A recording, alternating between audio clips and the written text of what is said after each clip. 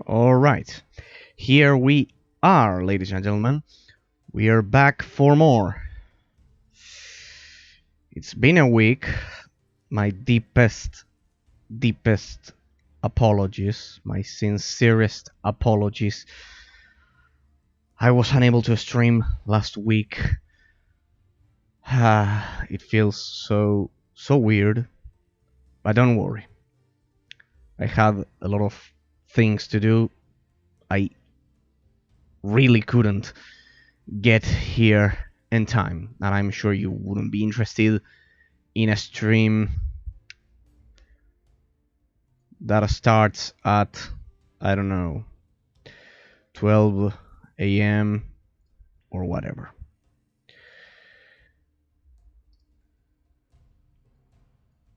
There we go. I can listen to myself.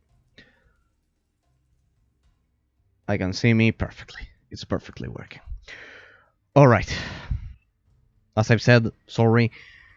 Here you have a new schedule, which I'll hopefully be able to stick to. Don't worry. I have thought about this schedule for a lot of time, so I'll be streaming on Tuesdays, Thursdays, and Saturdays instead of Monday, Tuesday, Thursday, and Friday. We'll just lose a single day, but well, it's, as you may know, most streamers, in case you don't know, I'll tell you, most streamers don't get an income, at least when they start out. So, well, you know the old saying, time is money. And while I love and I passionately love playing video games and displaying all of these for free, I have no problem whatsoever, because I love presenting all of these games. I love showcasing all of these genres that sadly didn't get the praise they deserved. These old school PC games and all of these, and I deeply love doing so, but you must understand that I'll be blunt. I live in a destitute country, as I repeatedly say every night during my streams, and well, I'm sure anyone, regardless of their nationality, can understand that you need money to survive. And while I would love for this stream to give me at least the minimum amount of money for it to be profitable, that's not the case. It's the case for millions of people all around the world. I know it. I don't want to sound entitled or anything like that. These are simply facts. But don't worry, I will continue streaming. This was a very particular week. It was actually positive for me, for my real life job opportunities. So don't worry, I will keep streaming without any kind of issues or anything like that. Maybe sometimes I'll be a bit late, but nothing out of the ordinary. For me, this is a serious, not a job, but a passion, a deep and important passion. I play games constantly throughout the day, and give me a sec, because you'll need. Give me a sec, because you'll need the sound. I forgot to do this. Give me a sec. I will change this to stereo, just so you get normal sound, because neither Twitch or YouTube support surround sound. There we go. It should be much more standard for all of you now. Perfect. I usually do that before beginning the stream. And as I've said, don't worry, I'll keep streaming. I have a lot of games, but instead of 4 days, it will be 3 days of the week. I remember perfectly that last time we were in Halloween. We still are, apparently, even though it's... Now it's... Yes, today's October the 2nd, so...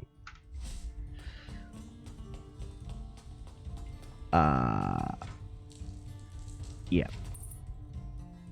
It's still Halloween in-game, apparently. I thought it was up to October the...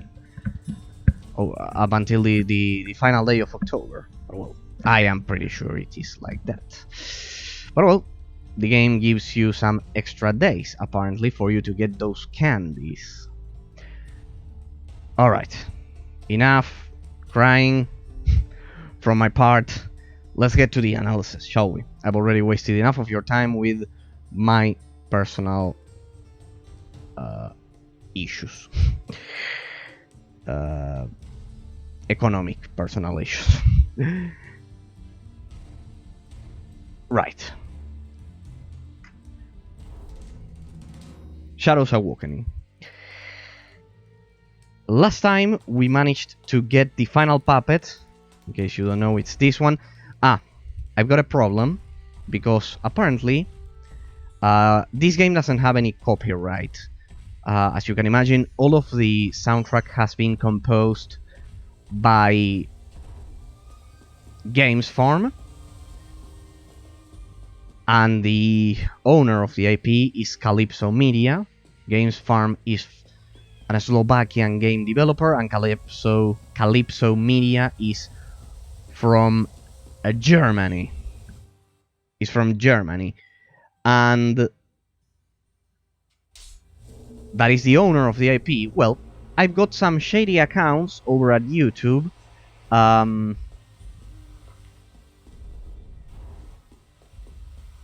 Doing some copyright claims on some parts of this game. That's why you'll see that it will take some time to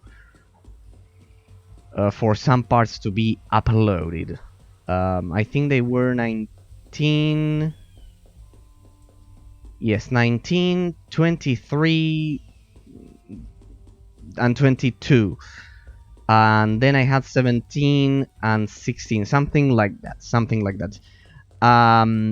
Those copyright claims were made by a shady account, so I researched about this topic throughout this week.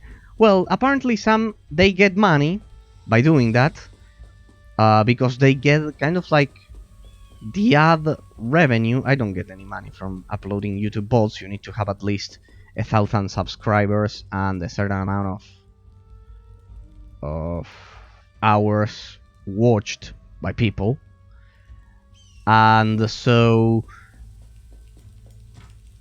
these shady accounts actually dispute.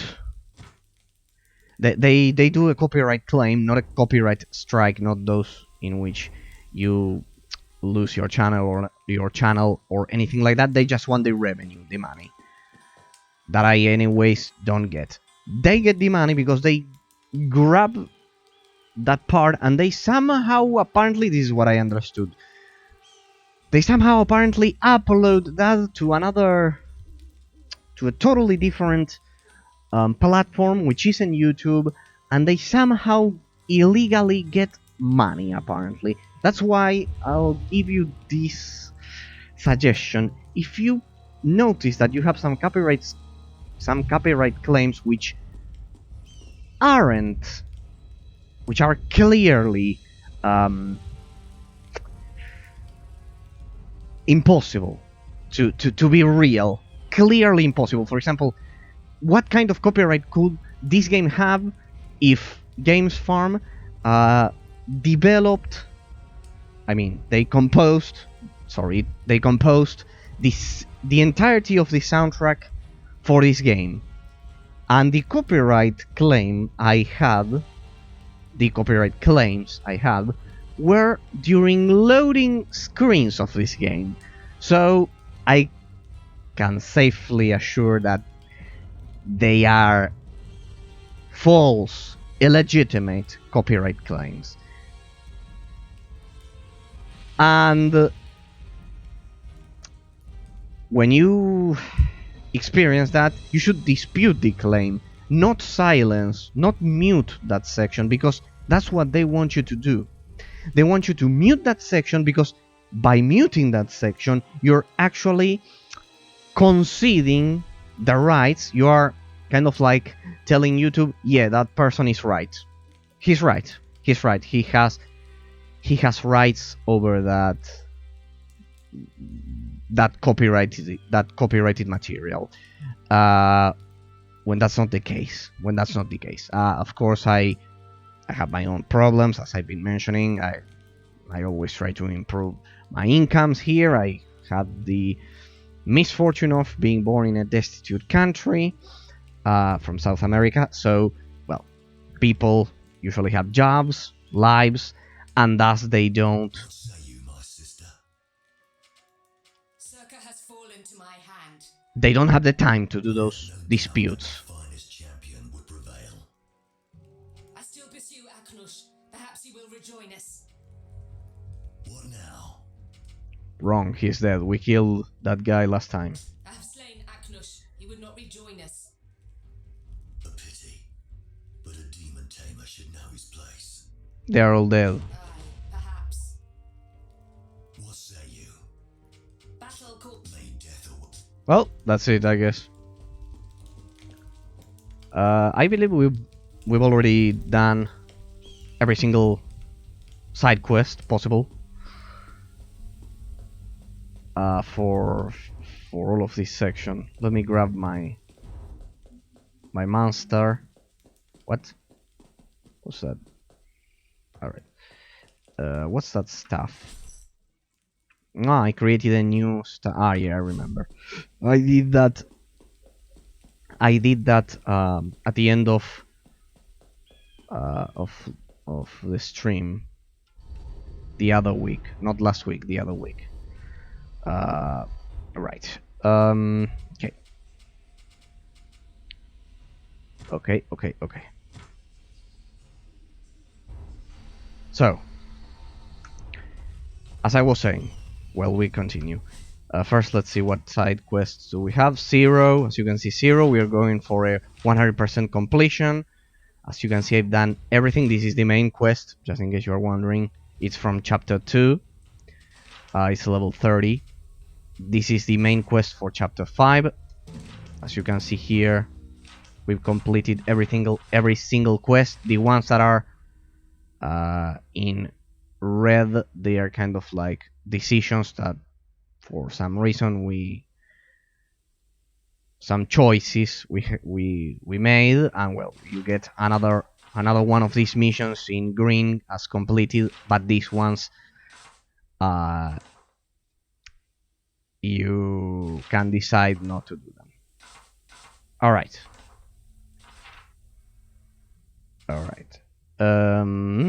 I don't know if you can actually do them, but as part of the story, you can decide a different path. You can take a different path and take a different decision. All right. As you can see, everything has been completed. The only thing we have to do is take the Moon Chalice. This is the main quest, so we'll go over there. Now, if you haven't been watching the series, especially the previous chapter, you won't know who this guy may be. Well, this is a dragon, basically. Supposedly, this is the ultimate weapon of the Garulian Empire. As you can see, he's slow. Trust me, he was much more slow. He was quite slower.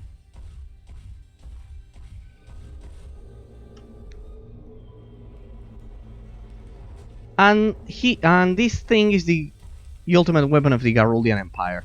An almighty dragon that we've been using. He can use the time stop ability. Yes, it's still level 2 for now.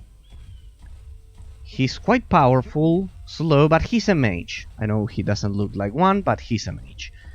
This thing, it should be an it, is a mage. So we have 2 mages. I replaced Sebekan. Of course, we have Avia, we have the Devourer, and of course we have Carissa. For me, this is the most powerful combination, the most OP combo of puppets that you can possibly achieve for the whole game. As you can see, all of this was full of monsters. We've killed everything. We've done every single side quest. We've done everything. Everything the game had to offer. We squeezed every drop of content the game could possibly give us. Right, so let's proceed. The Oracle. I assume we are going to proceed to chapter 6, which is going to be the final chapter for the game. I am amazed at how long this game is for an indie game. The Oracle. I still cannot believe she has fled. Alright. Thank you, that will be useful. Can we go for level 3 time stop? No, I believe we needed to have level 27. We are 26. No. Alright. But just as I was saying before we proceed to the game, don't worry, I have plenty of time tonight. Don't worry, we'll stream 3 times a week instead of 2. Same schedule. It'll be at the same time. So don't worry, even though I do a lot of other things throughout the day. Don't worry, I love this. I love streaming and playing these forgotten games, so don't worry if you see that I can't stream for some days. But with this new schedule, anyways, I think Ivan. Oh, Valkyrie. It's a trap! It's a trap. Yes. I would speak to Carissa if you don't mind. No. You who ended my life! I would have my vengeance against you! Shut up, Fallon. As I've said, you are a terrible puppet. Has Lady Mara sent you to finish the job you began in Kyalasa? My mother has no idea that I have come here to intercept you, nor that I left a scintilla of my soul in that rat. Oh. A betrayal. One that seems to be quite beneficial for our situation. Valkyrie.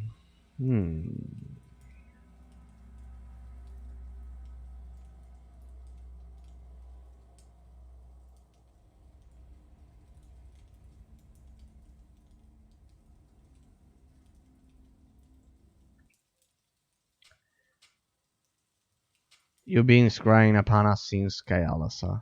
Right, this guy is kind of like one of the main two bad guys. All along. You've been scrying upon us since Kyalasa. Aye, a deception, but as much upon my mother as upon you. She would be outraged if she knew that I had helped you escape. A double agent. I'm tired, Carissa. I would have been content to have my work end with the destruction of the Godslayer. That she who shattered it also ended my life is inconsequential. I trained her well, perhaps too well. I played my part. I fulfilled my duty. But this existence beyond death that is less than life, reduced to the mere pawns of demons. So he has his will is independent. To die. His will is independent. The demon, well, he's possessed by the demon. The demon is not controlling him, contrary to what happens to Avenger and Lady Mara. So he wants to die. We'll get the first boss fight out of this trio. That can be arranged. Can be arranged. Alright. But therein lies my dilemma. No. I might be content to die if it were up to me, even if it was just to spite my mother. So? But the demon that possesses my soul does Ah. not share my desire for oblivion. They are kind of like internally fighting. Perhaps that is just what I'm telling myself to explain my inability to end my own life. Let me do the favor and get the experience, please. After my dying breath, Yes, yes, yes. I need you to kill me. I can give you an enchantment so you can escape your demon. It's an interesting choice. Let's see. Friends gave me an enchantment that allowed me to escape my demon. And where would I go? Into that crowded demon of yours? Yeah, join the club. No. I seek oblivion, and nothing less than that Well, will satisfy me. I did not think it would end like this. The Order of the Veil has been my family. It has not been easy for me to turn my back. My mother founded the Order to bring an end to the abomination that is religion. And I made it my life's work. I think that I did love her once, although I cannot remember it. Perhaps that was why now all she cares about is immortality. And I do not know if it is because her demon has changed her, or if she was all... Are you watching, Krenz? No doubt you are nearby. Is this part of your schemes? Did you anticipate this outcome? Remember this. I remained true to the cause. I was the only one who did. I think the demon is the one speaking now. I am ready to die for it again. Or no? Now. Alright, let's go. Well, that was pretty straightforward. Let's see what we can do. Well, this is clearly one of the... Ah, you can do the same things I do. Let's try my new weapon, my new toy. I need to be careful, because he's quite slow. But I believe we can. He's affected by time stop.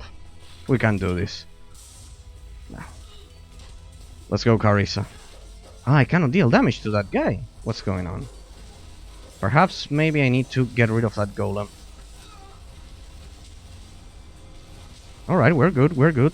Let's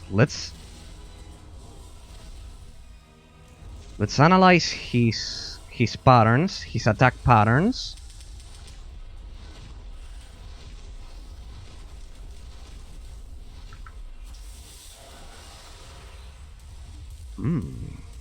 Interesting. He certainly is tough.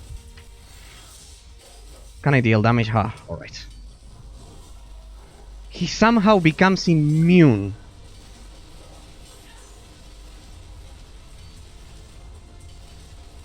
Alright, let's see. There we go.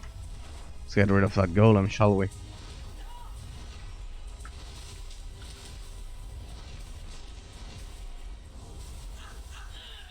Damn, I should have trained a bit for this. I shall strike you down.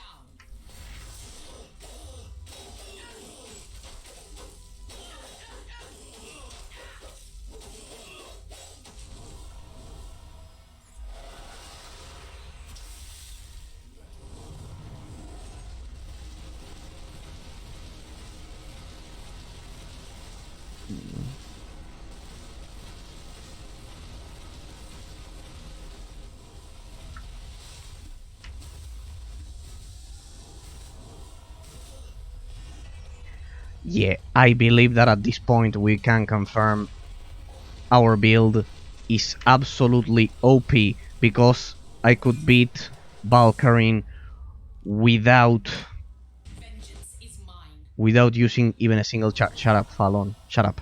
You did nothing. You know, although we were never close. A great man, responsible for terrible deeds. Perhaps it's always this way.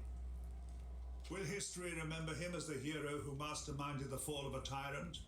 No. Or will parents tell their children to behave, lest Lord Valkyrin comes to punish them?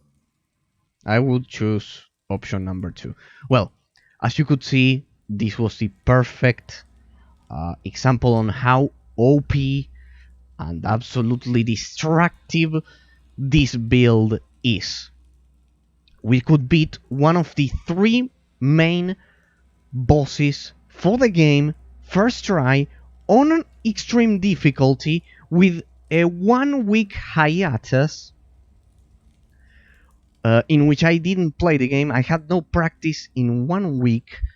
Extreme difficulty. I didn't even use a single charge of my soul stone. And even so, just with the build, this was purely using the build, we could beat that guy first try without any kind of effort. I had 12 charges for the soul stone. Here we can see the final and brilliant outcome of the build I've been creating throughout these 24 streams. I know it's extremely difficult to watch them all and all of that, but just in case you want to see the end result, this is it. Absolutely destructive, efficient, and almighty. I believe we made the right choices, and I believe this is the best build ever created for this game. His mother drove him insane. He was the last and greatest High Inquisitor. I fear his mother's return drove him insane. If he was not already mad. His death marks the end of the Inquisition, but not of the Pentanera. They plan to channel essence through the Crucible of Souls to a degree heretofore thought impossible, or at least unwise. If they are not stopped, the veil will rupture and shattered heaven shall burst into the mortal realms, destroying us all. If we could beat Valkyrie Avenger, should be easy. Must be stopped. You must return to where our alliance began. What? And end them before they end us all. No, that can be. We are level 27. And the end of the game is level 30. Alright, we get straight into... Before have I seen a hellgate of such magnitude and ferocity. Where the fuck are we? No mere rift into shattered heaven. Mara's runes turn entire cities into the playgrounds of demons. Oh wait, this is Kayalasa. Yet it was not the demons I feared, but the threat to the mortal realms itself. So... Mara must be stopped. But whether we are strong enough to resist her, even I cannot say. The veil strains and tears. Mara has excelled herself with these runes. We should discuss strategy while we still can. I want to loot those things to our right, While please. Mara lacks my skills as a rune sage, she has learned well how to use her own essence to inscribe new runes.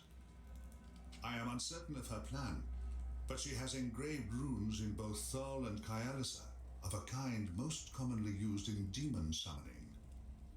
She has affected the cenotaphs with whatever she is doing. You will not be able to gate weave into the catacombs, I'm afraid. So... But I am not without a few tricks up my sleeve. Ashina Runia. What? This guy created a cenotaph. You can gate weave from here to any cenotaph that Mara has not disrupted. And take this scroll with you. The runes upon it may yet empower a disrupted cenotaph. How can we get back to Kayalisar now?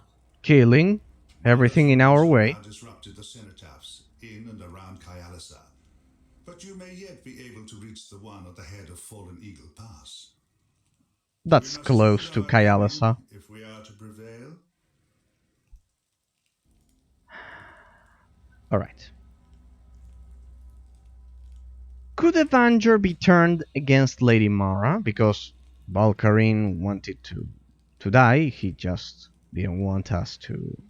He just didn't want to be part of the club here in the Demon. Can Baron Evanger be turned against Mara? Doubtful. Evanger is a slave of duty. He cares for naught but clear laws and a sharp blade. We had struck up something of a friendship, I think. Is it not worth a try? Your purported friendship did not aid you in the sewers, Carissa. In Evangel's Good point. eyes, you are a dangerous renegade mage. He will not hesitate to end you, given the opportunity. Defeating Mara shall not be easy. Besides, Evanger was drunk when he said all of those things. It doesn't count as friendship. It doesn't count as friendship when the person is drunk. What did you mean? Mara is after the veil itself. I thought it was immortality she sought, but I was mistaken. If she continues to channel essence through the Crucible of Souls, it will rupture. So? Shattered heaven will collide with the mortal realms, Ah. and we shall all be destroyed. Ah. That's the stupidest plan ever.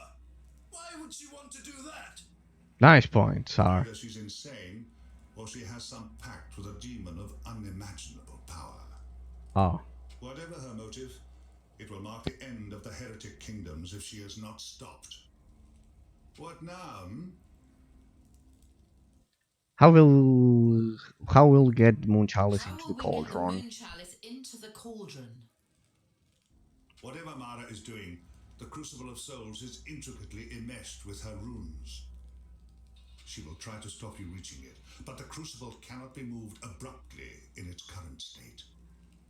You should have ample time to cast the Moon Chalice into it, and hopefully destroy it forever. So, Defeating Mara shall not be easy.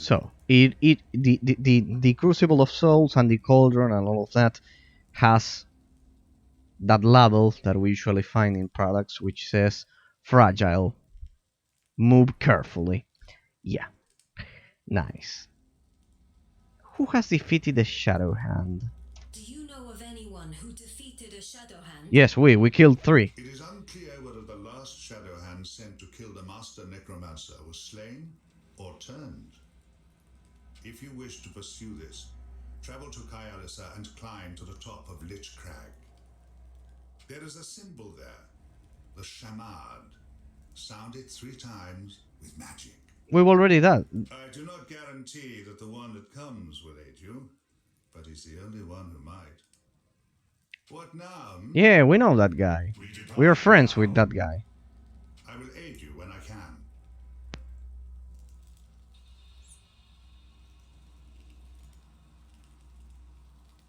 Yeah, I know who the guy he's talking about. The Master Necromancer. We've done a lot of missions for him. Okay, what's this? Damage against elemental. This thing sucks. So forget it. Alright, let's see.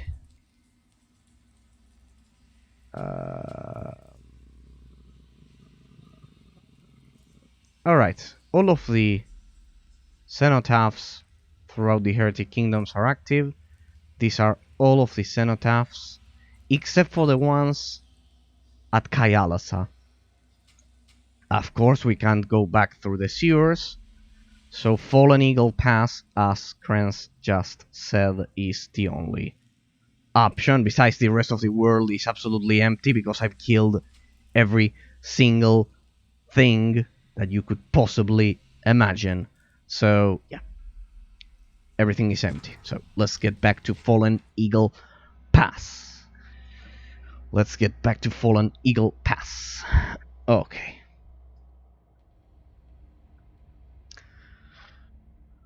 What I'm curious about is the fact that I'm level. Here again. I trust we are not on some bootless errand.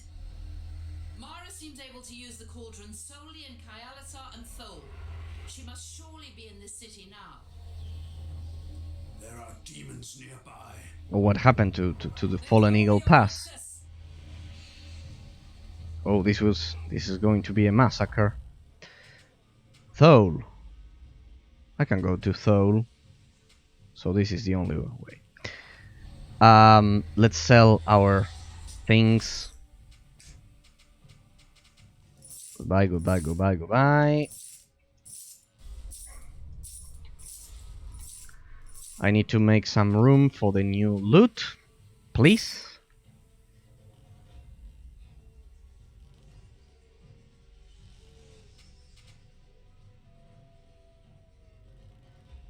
Just when I thought I had perfect armor here. Lizard Skull. Ishkai, forget it. We'll leave the cloaks. Nothing to worry about. By Demon Tamers. Oh, 7 per second mana regeneration. That one's good.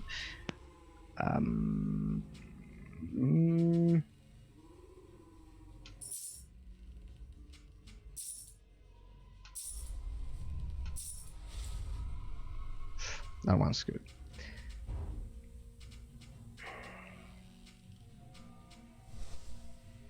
Alright.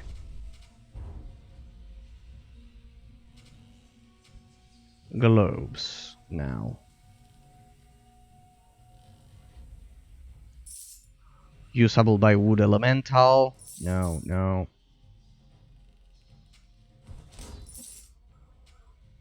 Armor against endurance, HP. No, the bonuses for this thing are terrible.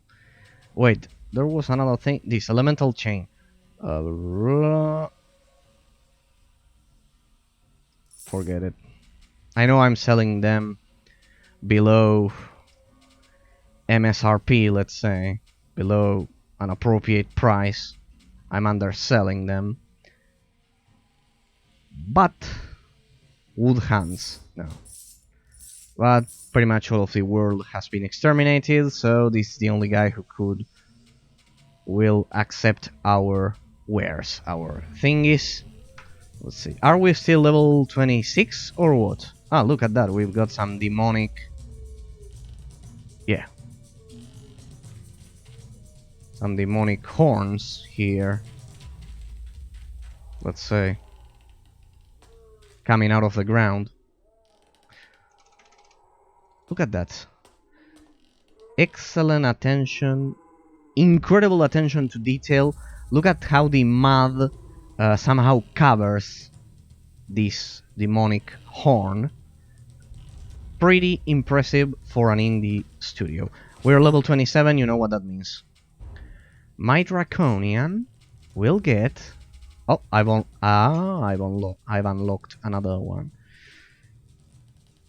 The second to last talent slot. But no. Skills. Time stop level 3. It's been a week since I played this game, but I'm not stupid. Thank you. We've reached 200 willpower. A monstrosity. And 184 Avia. Notice how much of a beast this thing is, because this thing has more willpower than Avia. That means, with 200, a 100% skill damage bonus, which translates, you may be thinking that I'm caring about stupid things, this is the important part. Every ability deals 230% more damage. You get the point. I believe you get the point by now. How brutal that guy is. Alright. Looks like Fallen Eagle Pass has been redecorated.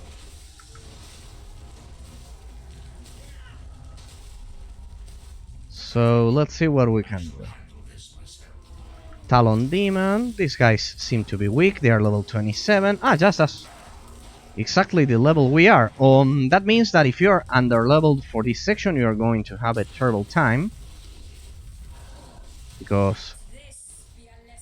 Oh, that one looks huge. Let's try this then. Bye. And now I'll take care of you. Carissa, get rid of that thing.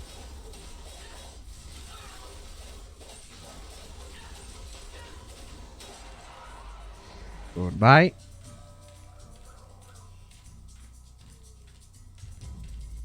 Let's make use of our... Hey, Carissa's sword. What's her sword? Ah, it's the same. Could it be that I never got a better sword than this one? No, definitely there's no better sword than this one. 20% skill damage and plus 11% attack speed. Alright. Oh, look at that. Look at that heat distortion effect. So sweet. If only every indie game would look like this. Amazing. Amazing.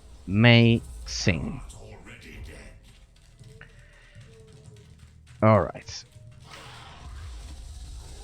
Have some patience with me. I'm still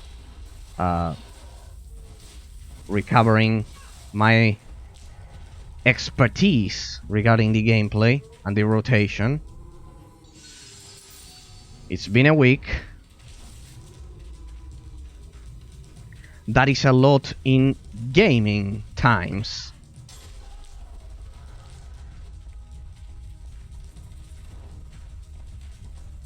Sorry, in gaming time. Let's see. Please, please, please, come this way.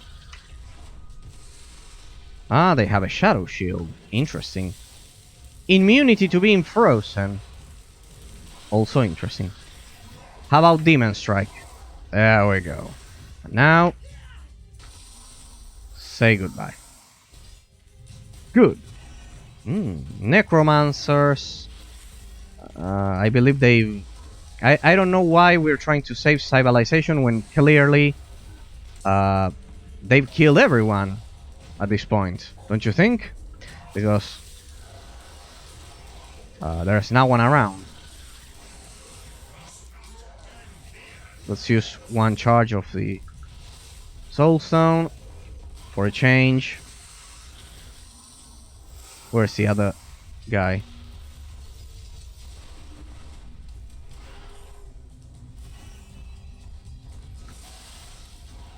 Immunity to being frozen. I should remember that. How many resistances that thing has?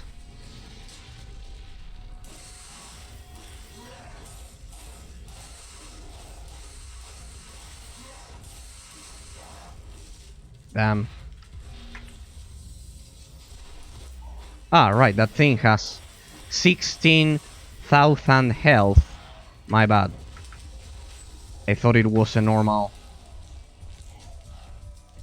demon. Well, that's enough. Let's use time stop. I'm sick of this guy. There you go. I will remember to use time stop when I see one of these guys. Just to dispatch them faster. Oh, look at that. We are losing charges. I don't like that. I don't like that. And that means we need to kill faster, harder, and more efficiently. Let's save. Don't worry, don't worry. I'm back. I'm back. It's been 43 minutes, but I'm back. I haven't been kidnapped. I'm alright. I'm not dead. I'm back to continue streaming, and I'll get back my abilities for this game, finish this one, and we will resume with the usual schedule. I have plenty of games to showcase for all of you, and I'm sure you will all love, absolutely love.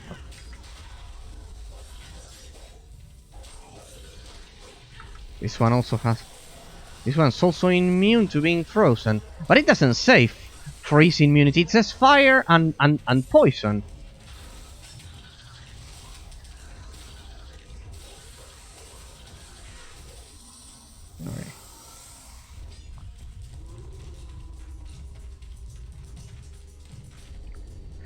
Alright. Sorry, I know I must have played much better last time. Wait, did I invest all of the talents? Damn, I forgot about my talent slot. Character, please. I knew I was forgetting about something. And I'm also forgetting about this. Talent slot unlocked. Shadow Alchemist, blah blah blah blah blah blah blah. Useless.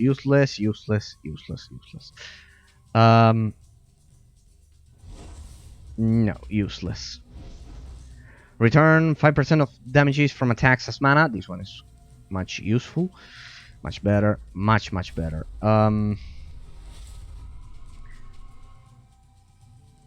Drains life energy from enemies and increases life steal by 3%.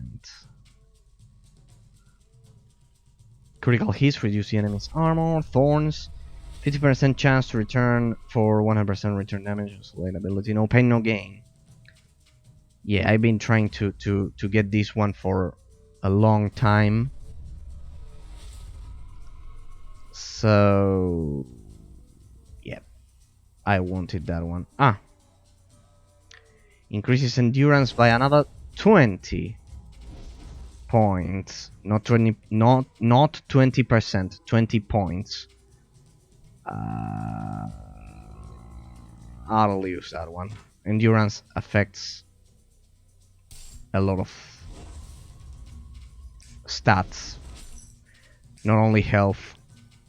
Here you can see it's health, health regeneration, and special resistances bonus. Avia, my favorite mage. Every cast has... No, never grab this one. I know it this one's tempting, but it will absolutely ruin, it will fuck up all of your rotations, trust me, because of the high percentage of block chance, of the block chance, and you'll end up not having mana quite fast. So there's nothing we can do. Critical chance by 2%. What's our critical chance? Anyways, that's a terrible talent. I'm not picking that. 14. No, forget it. Forget it. We are not... It's not our main concern. 90 strength. Mana replenish. No. No. No. No. No. Anyway, so all of these are useless. Yeah, they are all useless. Yeah, they are all useless. Yeah, pretty much the ABI is complete regarding this. Toughness. We could go for improved durability as well. That one's always useful. That one's always useful. Simply more hit points at this point. Mana replenish from picked soul. In a boss fight, this is not useful. Instead, you need to ensure you have a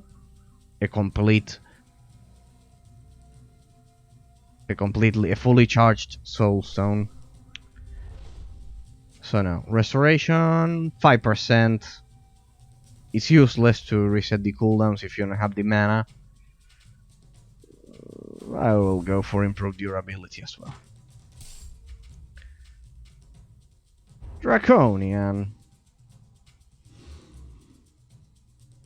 You don't have toughness. A new Carissa. Smash hits. Adds 10% chance to do a 2-second stun with every attack. Well, considering the insane attack speed Carissa has, this one would be useful. This one would be not so useful, but usable as well. It would blend in with the rotation, but it's not good. Critical hits. What's your critical chance, Carissa? What's your critical chance? What's your critical chance? 16. That's low. We are not getting any benefit from that. Endurance. No. She doesn't need endurance because she has block chance. Alright, smash hits. This one should be pretty good. Because with the insane attack speed she has, this could possibly be a perma stun. You'll see. You'll see. Yeah, definitely Carissa is the heart of of this insane rotation. You'll see. Because with this attack speed, even faster if I use discipline, it's easy to constantly stun any enemies. We'll see, we'll see. I'm sure a lot of them... Oh, a demonic gate. We're in trouble. I'm sure a lot of them will have immunities. Let's try it. See? A stun immunity. It's a gate.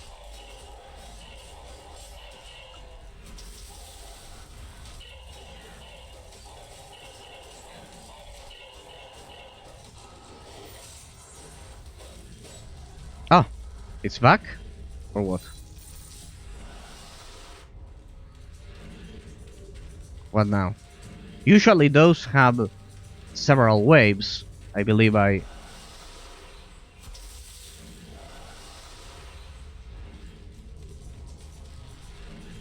I somehow killed this thing prematurely.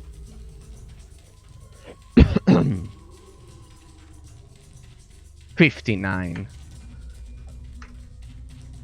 Beautiful. Amazing. Awesome. Outstanding. 59 degrees while under load is pretty good. Oh, we've got more. Except you have a water cooler. If you have a water cooled GPU, those are terrible temps. But well, that's not the case. I think that thing was perma-stunned.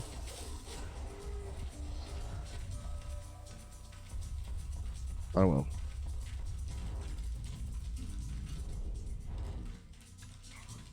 What I cannot understand is this. Listen, we're level 27, but because I've killed every single possible creature throughout the whole game, and I've done every single possible side quest throughout the whole game. But if I hadn't done all of those, I would... Yeah, now I would be... Yeah, I would be level 25 at most. So I cannot understand how they pretend a level 25 character to confront these level 27 demons, because for the economy of this game, those are pretty... That's a pretty huge difference, trust me. So...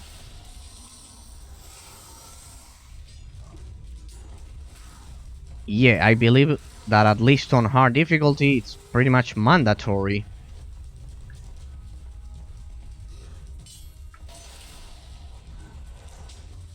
doing all of the side quests. Then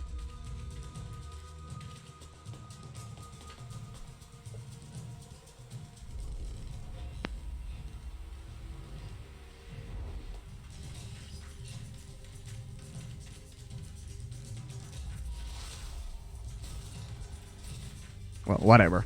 I've done all of the side quests. This is a 100% completion.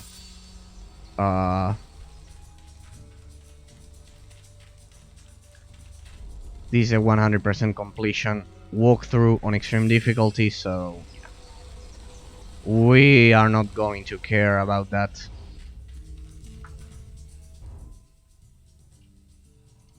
Alright, that's the way. So yeah. We don't care about that, because we're all good. Alright, this is the other part of that bridge. The other section. Oh, another demonic gate, I assume. I know, what's this? It's not a gate. Nice. I love when they are like that. All...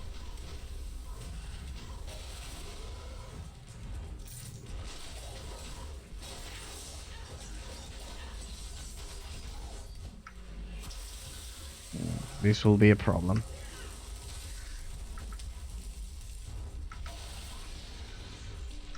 And now...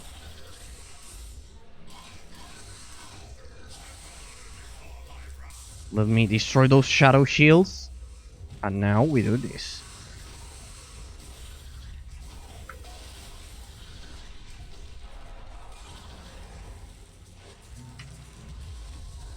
Carissa, take care of them. I'll leave that guy for later. Okay.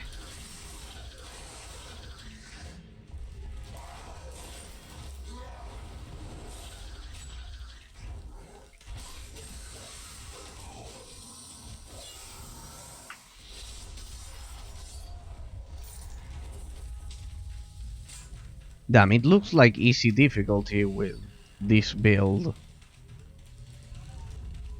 I feel proud of myself.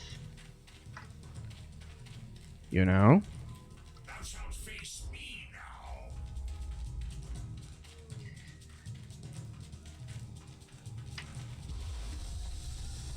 I believe I'm going to eat those words soon enough. I hope so. During the final boss sequence or whatever. For now, let's just enjoy the killing. Anyways, this will serve as practice. Just so I can regain my... Damn, those stuns are not working. What's going on? Maybe that thing is in... No, that thing is not immune to being stunned. Which was the 10% chance to stun with all of those attacks? Well, I must be extremely unlucky. Or that thing had a resistance at least. Hey, a cenotaph. Fallen Eagle Fortress. Ah, right. Okay. Okay. I know, but anyways, the terrain has been reconfigured. Get out of here.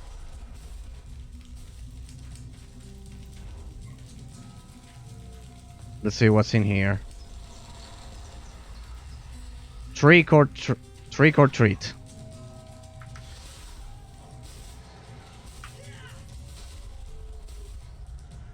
Sorry if my weird pronunciation was difficult to understand. I believe it was trick or treat. Oh well.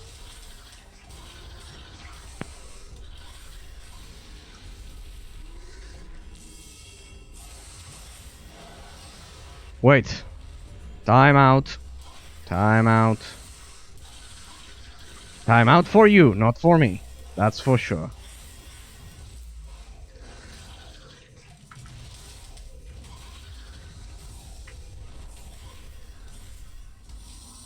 Yeah, the negative aspect of that attack is that when it's used on these squishy creatures, they are knocked back so much that they end up escaping.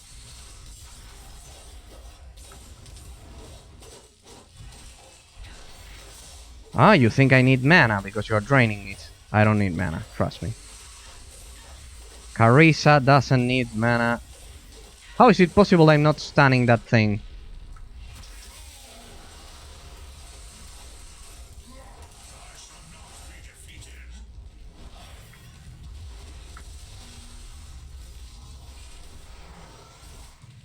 Thank you, we're back at 12 charges. What's that? Demon helmet. Wait, what's that? What's that? 15% fire resistance, 15% dark resistance, 10% poison resistance, and 10% more fire resistance. This is very specific.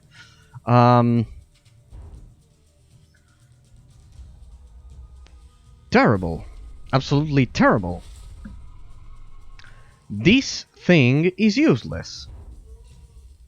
Well, it would grant Avia 11 points, 11 extra points of armor, But well, here it will be 17 plus 12. And here?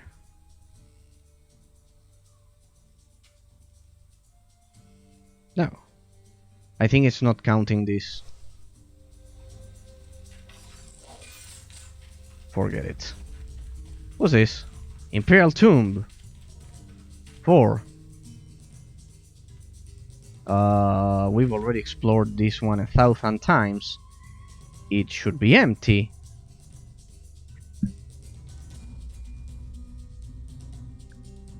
I don't know why this thing is here if the terrain has been reconfigured. And by reconfigured, I mean a shower of meteors destroyed the land.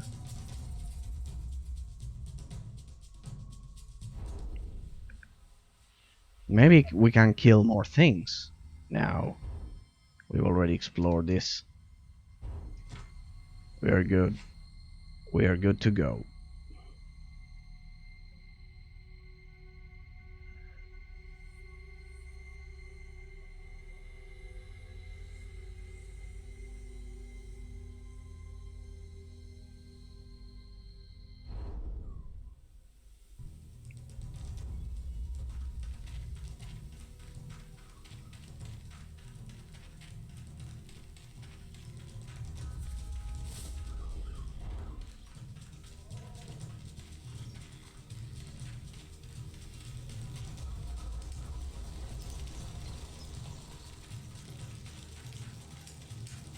I love that everything is on fire.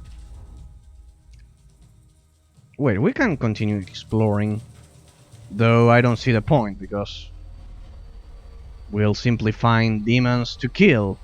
Well, the point is getting more experience for me, but for a normal person that would simply finish the game, that's not the case. But well, oh, look at this. More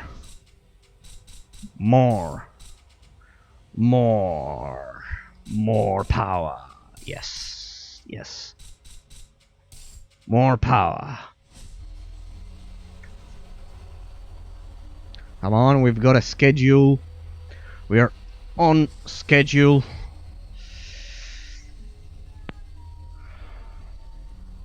We've got a tight schedule that we need to fulfill. Save the world once again. Kill everyone. Everything we find in our way. Loot everything. Think about this. This whole world map is empty thanks to our deeds. What else could we ask for? Get out of here. This one has 6,200. No, sorry, what am I saying? 6. Yeah, 6,200. Health, I believe I saw that. Ah, he's regaining health. What am I doing? I should just shut up and kill things. Come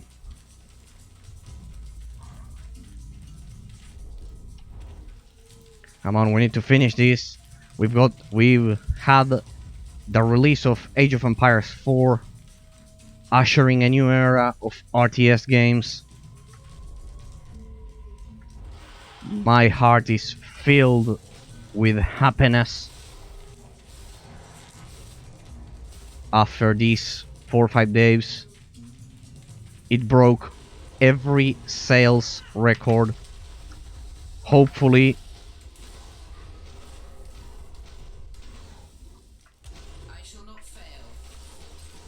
this will mark the return and the revival of the RTS genre, but you know me, I am loyal to my games. If I begin a game, I need to finish it before proceeding to any other games. To any other game that we may want to play. We need to finish this one first and then proceed.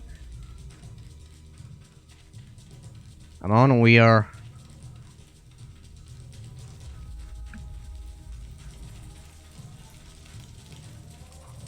I hate... Oh, that one looks big. Being unpunctual. Oh! Well, this one may pose a challenge after all. Ah, right.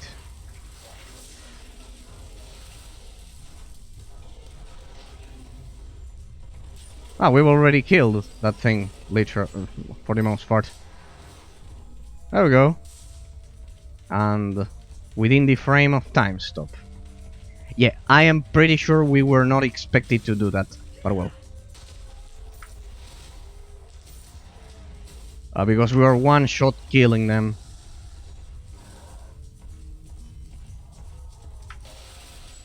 What?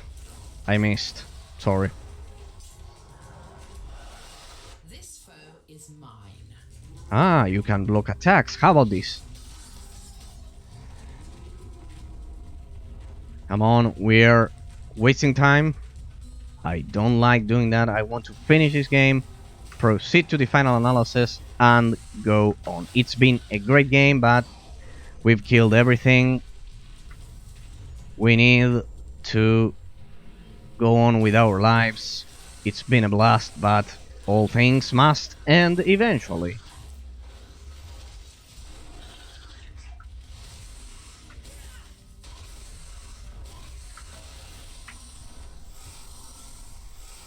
Yeah, the range for that ability sucks, but well. It's extremely powerful. It compensates by being extremely powerful.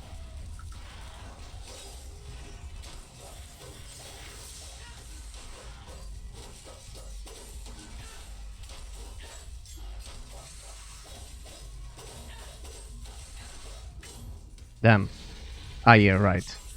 That one is one of those that has 15,000 health. Damn.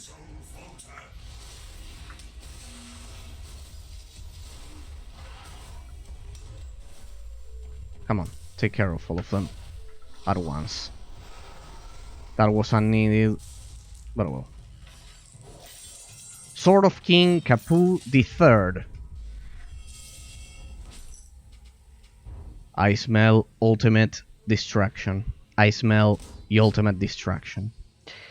Yes, yes, look at that. Attack rating plus 324. And look at the runes, not the runes, the essences. This thing has 11% attack speed, 20% skill damage, and here 11% attack speed, 20% skill damage. Thank you. I know Oh, it looks cool. I know I did the right choice. Let's see. An ancient and ornate sword from another era, inlaid with precious metals and gemstones in the shape of a lightning strike. Very classy indeed. Look at that. Pretty amazing. But what's more amazing, it's the stats this thing has, which are the same when compared to Carisa's sword. So it's the same, but better. Great. Whoever designed that sword was going for the same build as me. So great. Congratulations to Capu III, whoever that guy may have been. Wait, I'm beginning to think, because we didn't explore that part, and I'm beginning to think we should have explored that previously, some seconds ago. Don't you think? Because clearly that's not the objective. Sorry. Yeah, right. Let's regenerate some health in the process as well. I shall handle this myself. And let's explore what's over there. Maybe there's nothing. Maybe it's a dead end. I suspect it's a dead end.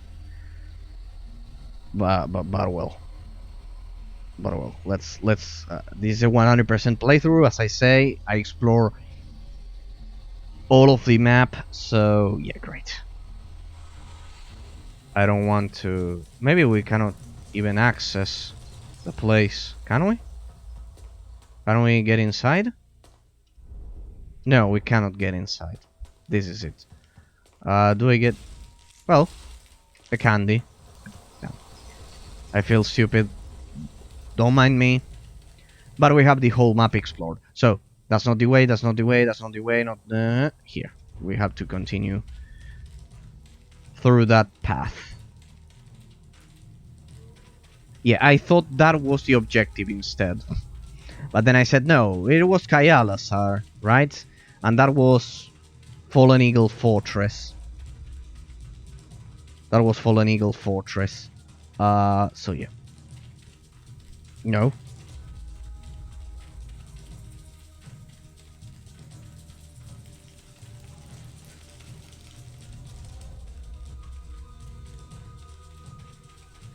Alright, through here. Damn, do we have a cenotaph there? No, just a sanctuary.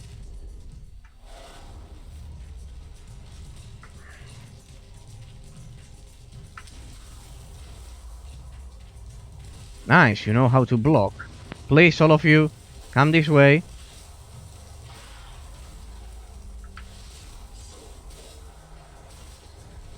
I should have simply killed them with Carissa. What am I doing?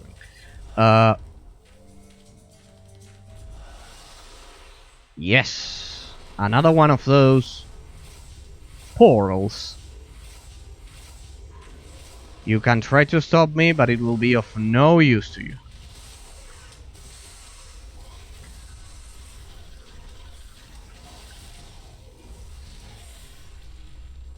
Quickly, I need to kill those necromancers before they raise their shadow shields, just as that one did.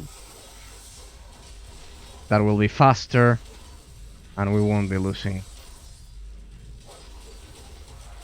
time and health. That's it for you.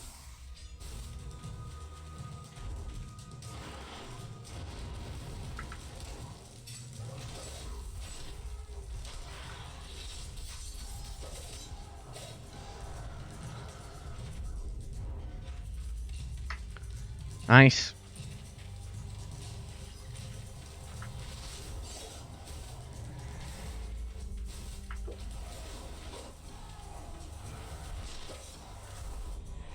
Alright, looks like there are no enemies in the Shadow Realm. For this section, look at that sword. Autosave, that's good. Another one of those portals. Maybe two. Oh, a boss. Right. Forgive me. I shouldn't be underestimating the enemy.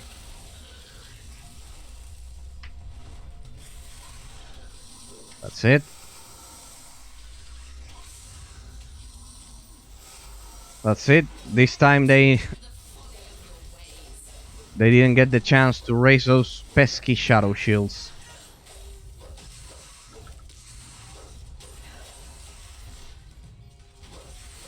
Ah, this one could raise it. Damn.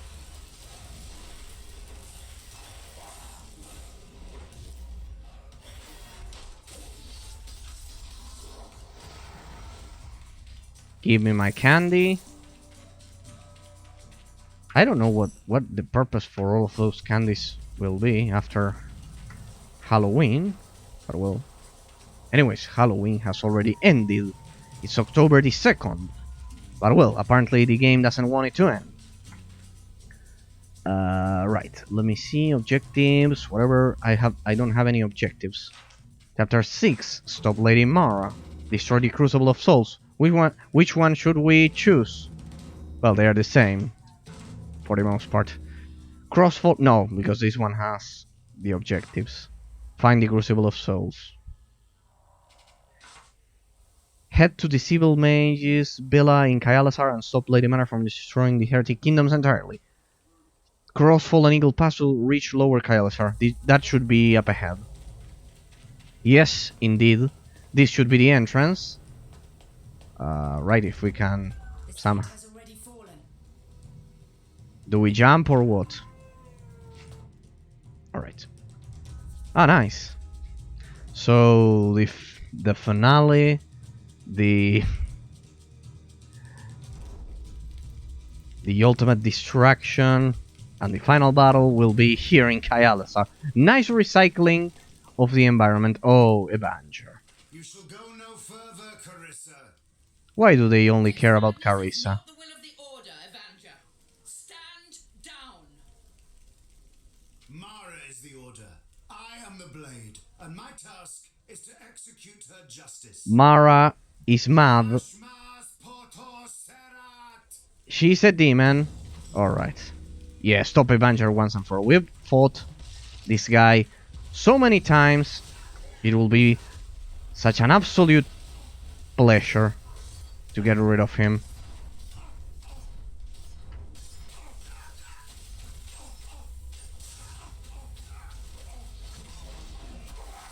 Damn. Shit. I forgot about that.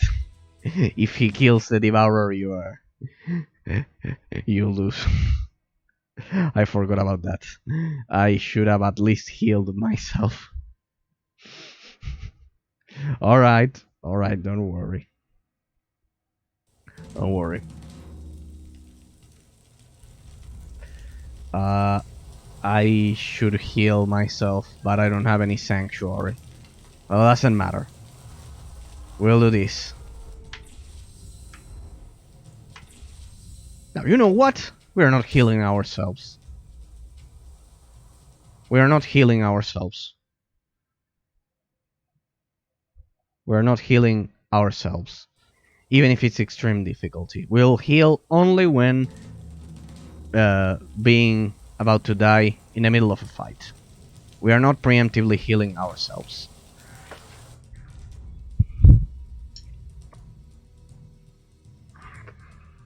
Because I could have killed that guy without healing.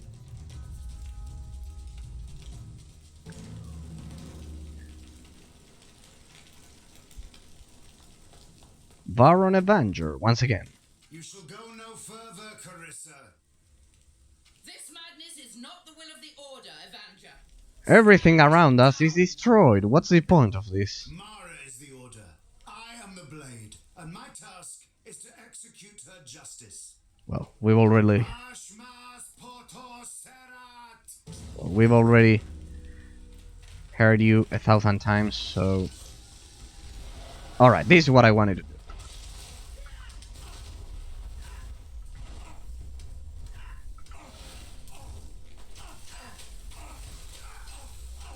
Damn, he's tough, but...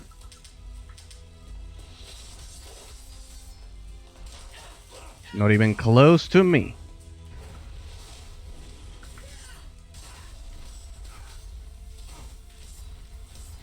If I were you, I would heal, sir.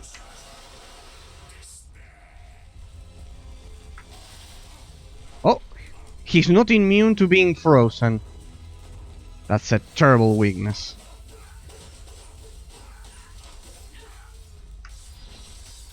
Or being stunned. He has some weaknesses that we can exploit. I need more mana.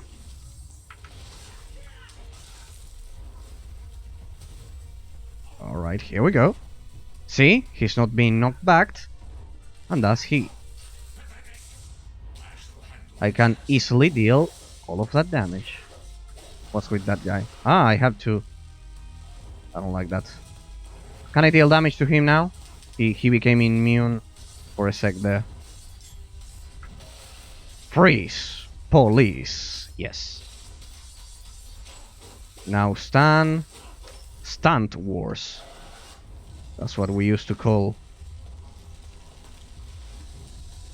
an update in Star Wars The Old Republic when they would give a certain class, a lot of stance, making it insanely OP.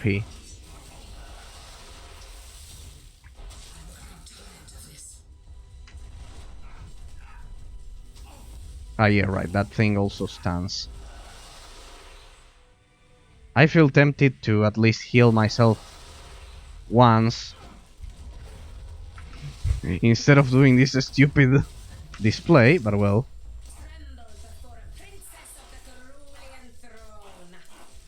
I believe we can do it.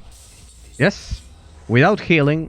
I did my duty. Without question or hesitation. Indeed. Rest in Admired peace. him. He was ruthless, terrible, brutal. But he remained true to himself. I am not sure I can say the same. Forget it, Carissa. You did the right thing. Justice. But there is more to justice than following orders, Carissa. Indeed. Enough talk. Mara must be stopped. Thinking for yourself. Kovasash, Bloody Mallet, whatever. We managed to kill him without healing ourselves. I just refilled ABS mana once. Right, that's it. I guess I just need to revive Carissa.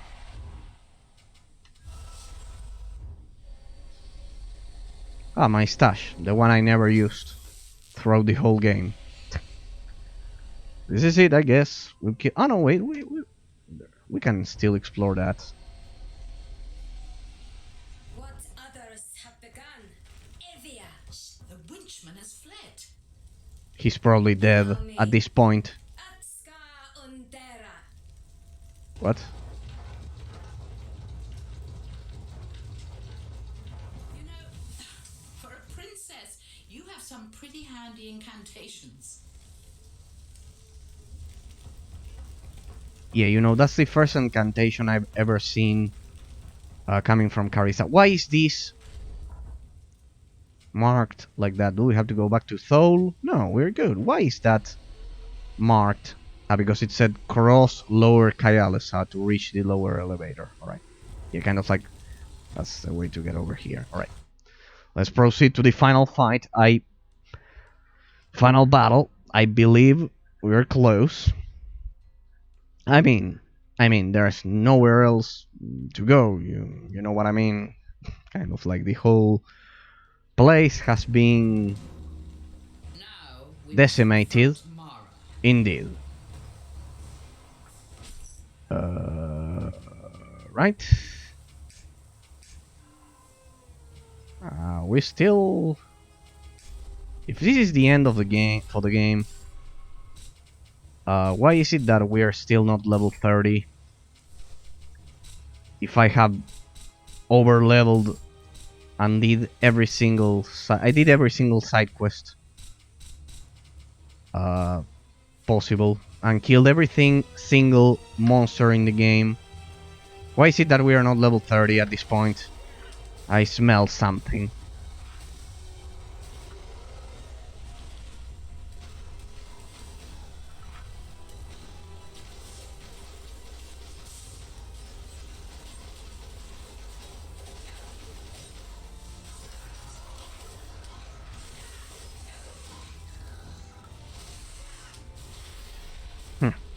You were wise. You were quite wise to raise that shadow shield, but it won't save you. See? Here's the tavern where we got drunk with Avenger. Oh, more. More things to kill. Music to my ears.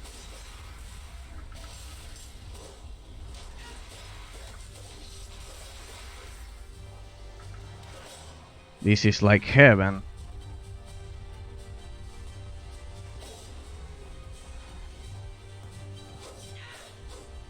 The sleigh will come into play eventually. Whatever. it doesn't. Apparently the block mechanic is effective. Wait, I see something here. Thank you. Hey, I can enter the necropolis, but we've already done that.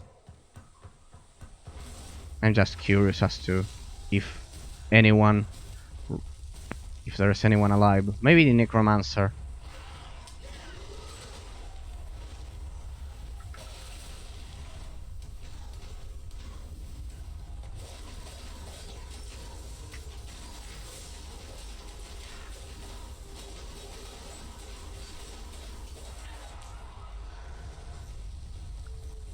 Good. Oh, look at that. Let's see. Let's see. Come on, I want to hit level 30 if I can. If this is truly the end, damn that, guys. I was so close.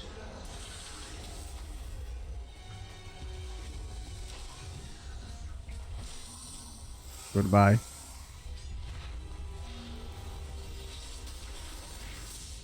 No, kill the other one first. Why did I do that? I didn't mean to do that. Well, but as you could see, we could kill Baron Evanger without the second most powerful boss for the entire game, without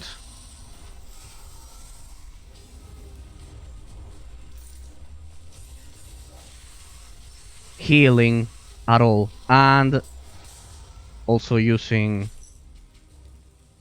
kind of like not being at full health. We were scratched. Master Necromancer, please come, tell me the news. What do you want? I will wish to return to the mausoleum. No. Is a war dragon soul buried in the wastes? No. Kayalisar is invaded by demons. What will you do? Kayalisar has been invaded by demons. Will you act against them? Yeah. Master doesn't care what lives above the ground. Oh no. Come on. This is not our concern. Help your city. They will hurt us. Lady Mara threatens to destroy everything. Will you help? Will you help us stop Lady Mara from destroying the mortal realms? You won't have that bell of yours. Concerned with this matter. Hell is coming. Hell will take you all. What do you want? Well, these are simply part of previous side quests, so they're useless. So be Goodbye. Enjoy your devastated world.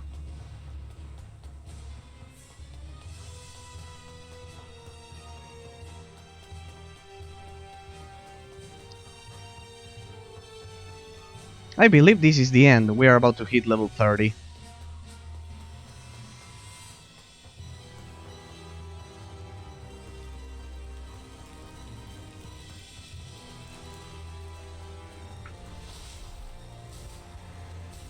Come on, we need to recover that final charge that I stupidly spent without noticing. I actually tried to press W instead of 2.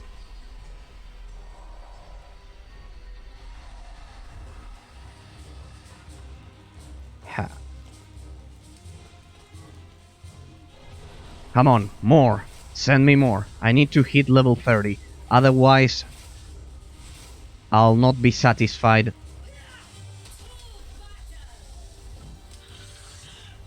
Come on, before they... Before they do that, indeed.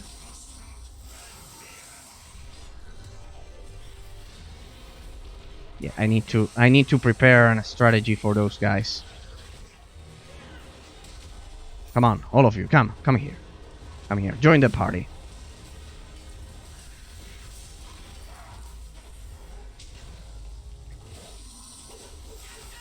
That would have been useful some minutes ago, Carissa. But well, I know you don't decide when those almighty slains. Alright, we are back at 12 charges. Devourer, heal yourself. Ah, it's only been an hour and a half. Awesome. We may be able to finish this one tonight.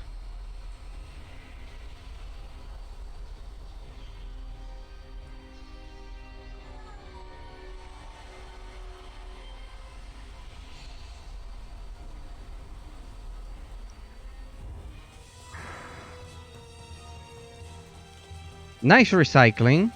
Nice recycling. Just so they didn't need to... Well, but they modified Kayalisar a lot with all of those red horns all over the place. I don't know. Those red spikes, let's say, all over the place.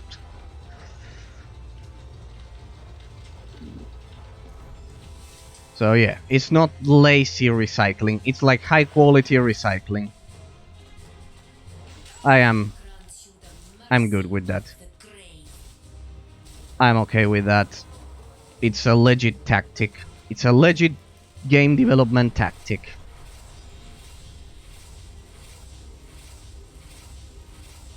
Oh, that one has a boss.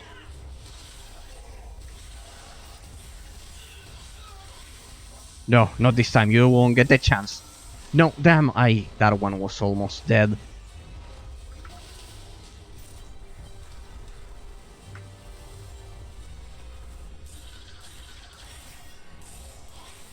Give me Demon Strike. Nice try. Where's the Necromancer? There. There it is.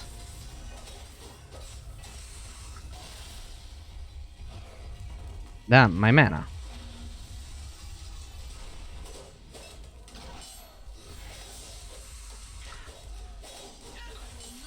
Damn.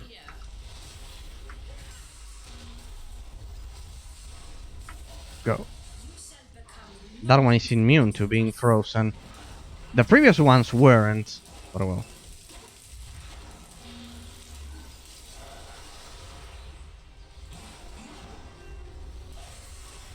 This will be tough. Haha, close one. Damn. I only needed one more second.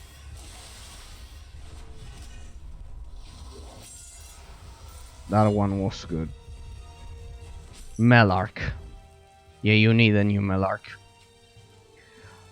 This one gives the Devourer 7% attack speed, critical chance. Let's see, do you have at least attack speed?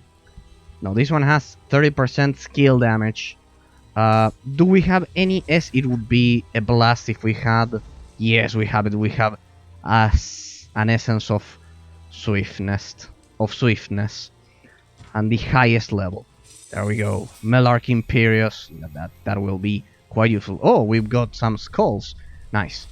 Nice. Glyphon. That thing needs to be improved as well. Wow. 10% return damage. Pierce resistance. Blunt resistance. Poison resistance. Blah, blah, blah, blah. Well, this is the end of the game, so I will not hold back anything. I will not hold anything back. Slash, reflect, we'll go for blunt. Blunt resistance. And slash resistance. Everything is legendary. Everything is legendary quality. Strength, armor, awesome. Why are you dead, Carissa? Yeah, because you just died. I assume we'll get another sanctuary up there. I need to revive my puppet. We do get another sanctuary here. Yeah, right, perfect. Nice. Let's regain our health before we proceed to the final fight. Final battle.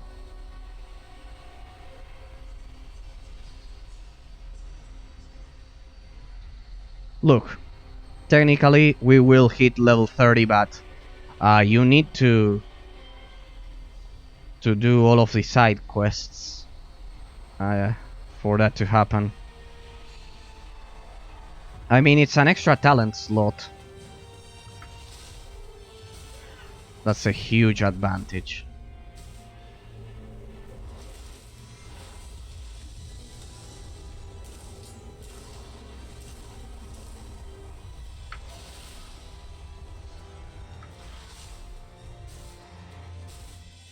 Alright. One last gate. Is the big guy. Damn, my golem. You have to be kidding me, my golem. I don't suppose you're gonna come this way, right? Yeah, well, whatever. I've faced worse, I believe. Ah, right, another. Ah, well, what do we have here? Interesting. Stop time. We'll get rid of them all at the same time.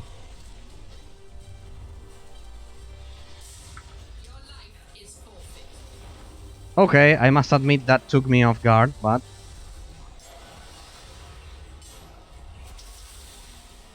those new Melarks are quite powerful. Look at that level 30. I should be killing the little one first. Or the smaller one at least. Nice. How about you let me move?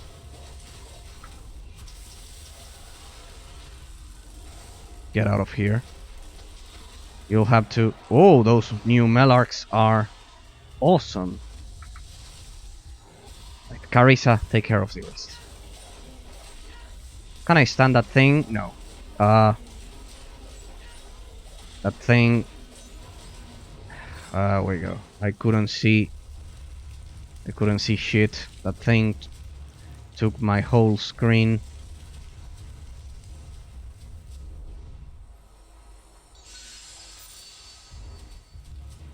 Right. We're going back to the sanctuary for a sec. Anyways, I didn't use any charges.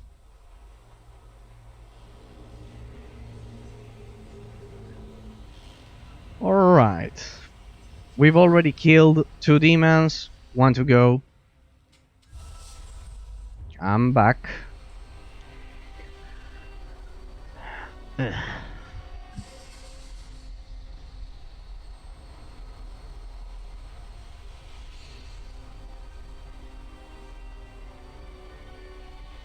Damn, those Melarks are quite powerful. So, we have the final talent slot, Impenetrable. What's this? Chance to transform a critical hit to normal hit by 50%. Oh, well. It's kind of like a final defense. No, we're going for the final talent that I've been constantly postponing. I've been constantly delaying the selection of this talent. No pain, no gain is kind of like the final talent. Bonus 20% damage when hit points drop under 30% maximum health. And for Arabia, that one is exclusive to level 30, Impenetrable. But no, for Arabia we'll go for... No. No, no, no, no. Damn, Arabia, you were perfectly fine. Damn. Oh. I can't choose that one for carries, I guess. That would have been sweet. Having...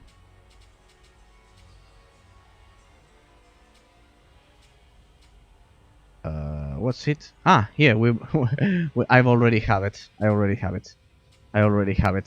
It's the first one I chose, actually. Yeah, right. Thorns... 50% chance to return for 100% damage return.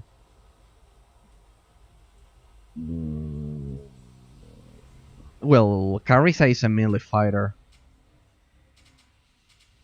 So, yeah. I should go for that one. After all, this will also make her even tankier, let's say. Dexterity. Yeah, blah, blah, blah. That's useless for a mage. Mana shield, restoration, resettle cool. No. We could go for durability for this guy and Carissa. Get durability. And you, Carissa? What do you have? You have improved durability here. Ah.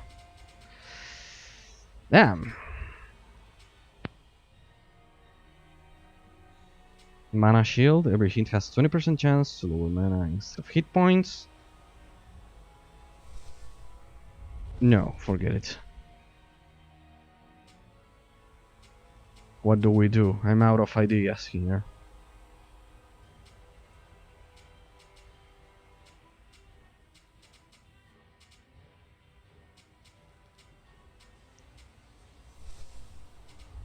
We could go for this one. It would be quite lethal. Specific, but lethal. So, yeah. I know, but Lady Mara will fight as a human.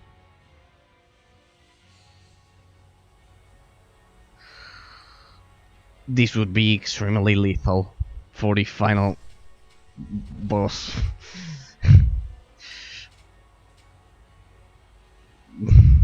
I'm not that cruel. Because with that extra 20% damage, let's grab a general talent. That's our soul drain. Oh well, you know what? We are going for the most powerful build, so let's do this. It should be absolutely brutal. And anyways, I don't have any other talent. We don't have any other talent. Any other useful talent to choose. So yeah. And the fact that I already have all of the talents I wanted means that the distribution was so efficient that I can get that license. I can get that reward for having that final slot absolutely empty, and I could have finished the game without it. But just to make it 100% lethal, kind of like the ultimate lethal build, we will specifically choose 20% extra damage against any humans. Oh, the music stopped. Let's save. Hey, we've got a Shadow Trader here. I could have refilled my stone, but that's not gonna happen. So, you are the final boss. Oh.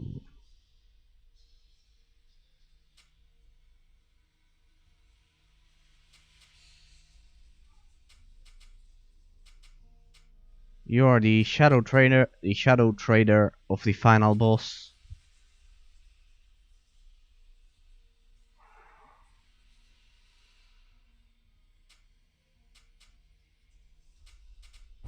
Devourer.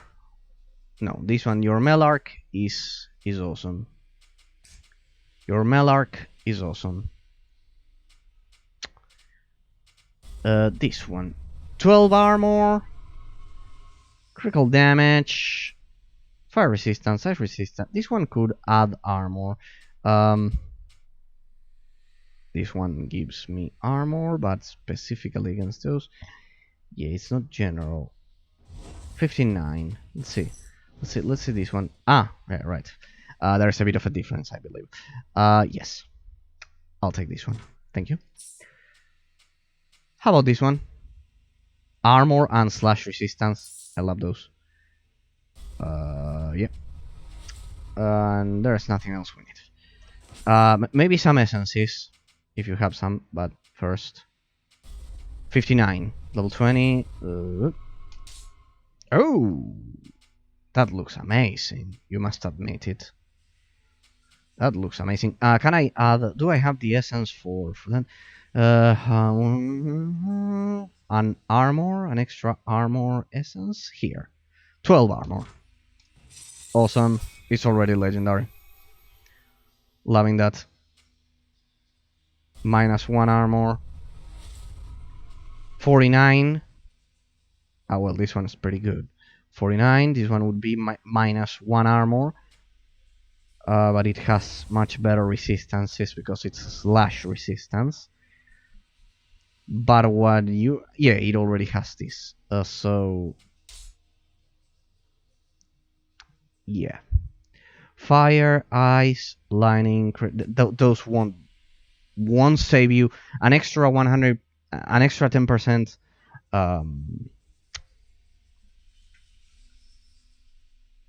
lightning or fire resistance won't save you in a pinch. Those won't save you. What I would need is armor against demon. Does this have armor against demon? No, not at all. Reflect chance, 10% return damage, 10% possibility of return. Critical immunity. That one's pretty awesome. And I can still further enhance this thing.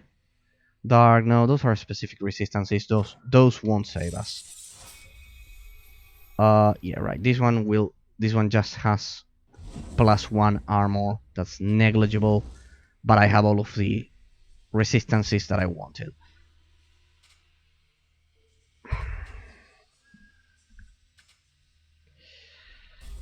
Besides, I've got plenty of armor here. Pierce resistance, ice resistance, return damage. It would be a 20% return damage. Blah, blah, blah, blah, blah. Damage against demon. This one doesn't have extra damage against demon. We'll use that one, and we will 10%. There we go. 17 to 23 extra damage against demon. Damage against vermin, no. Well, damage against the spirit is useful. Silence immunity, no. Damage against undead could be useful, but not exactly what I was looking for. Anyways, this will grant us an extra 300 hit points. Yeah, right. We are lacking a bit of extra healing power. Let's see if... Do you happen to have some of those essences? Oh, great, right. I am taking this, this, this, this, this. I don't know why I'm grabbing so many, but well, it's just the urge. Oh, swiftness, might. Well, you get to grab this.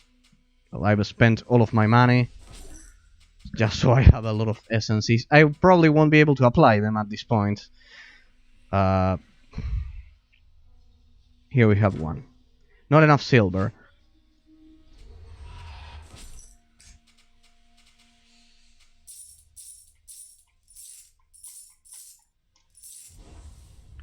How about now? Let me enchant it. Don't do this. I'm doing this because I have already solved the whole game. I don't believe this is going to last any longer. But under normal circumstances, don't do this. I'm just doing this kind of like because this is the end of the game. This is the end of the game. I don't want to end the game with a lot of money. I will just spend it all. I want to believe this is the end of the game. If not, well, I'll be fucked, but well. As you can see at this point, it's just a 5% 5 per second health regeneration. That's absolutely useless. I'm just doing this for the sake of squeezing every single possible. What's your evasion? Squeezing every up to the last drop of power. Squeezing the last drop of power out of my build. Give me the evasion rating, please. Evasion, evasion, evasion, evasion. Because I think I had, well, 4. If we add that 6%, we'll have a 10% chance of. Okay, that's pretty solid. We'll have a 10% chance of evading attacks. So yeah, coupled with the other stats, that's pretty awesome. Now, mana regeneration, silence demon, maybe? Demon, damage against demon. Here we go.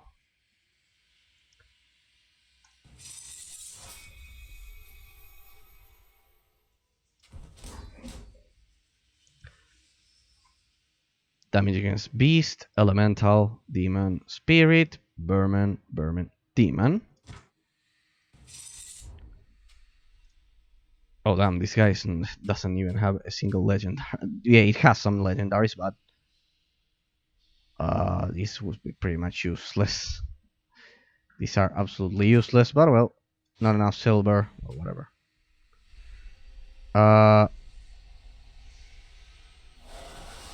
No, I meant to do this. Here. Well.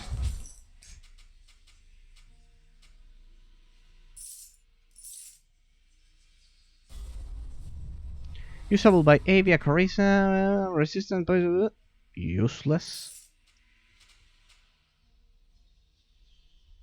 Useless. This is the one Avenger dropped. This may be useful for a mage.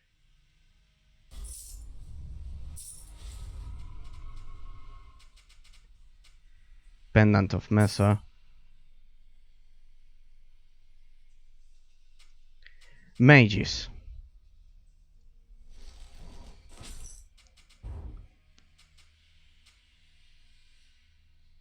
Armor against demon. Oh, armor against demon. That one is awesome for the Devourer of Souls, but well, the one I have grants me 15 instead of 20. Willpower, evasion, spirit, undead. Oh no, it's 15. Alright, we're good.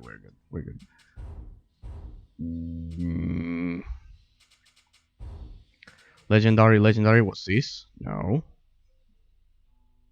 Attack speed. Chance to slow enemies, chance to stun.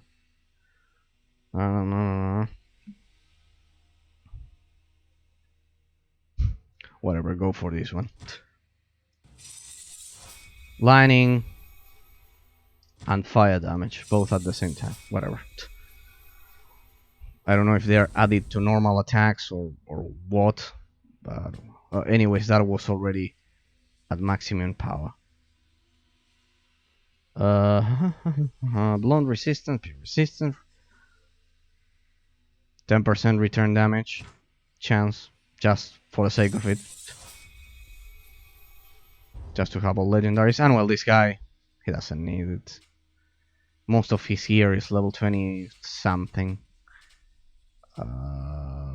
Whatever. Forget it. We're good. Let's save. Let's go for a final save. Final. Why is it that I can write here? There we go. Final save. Just in case. Alright, we're good. Let's see if we can find something over here. The place must be deserted anyways. Let's see if we have anything else to explore. It's the end of the game anyways, so yeah.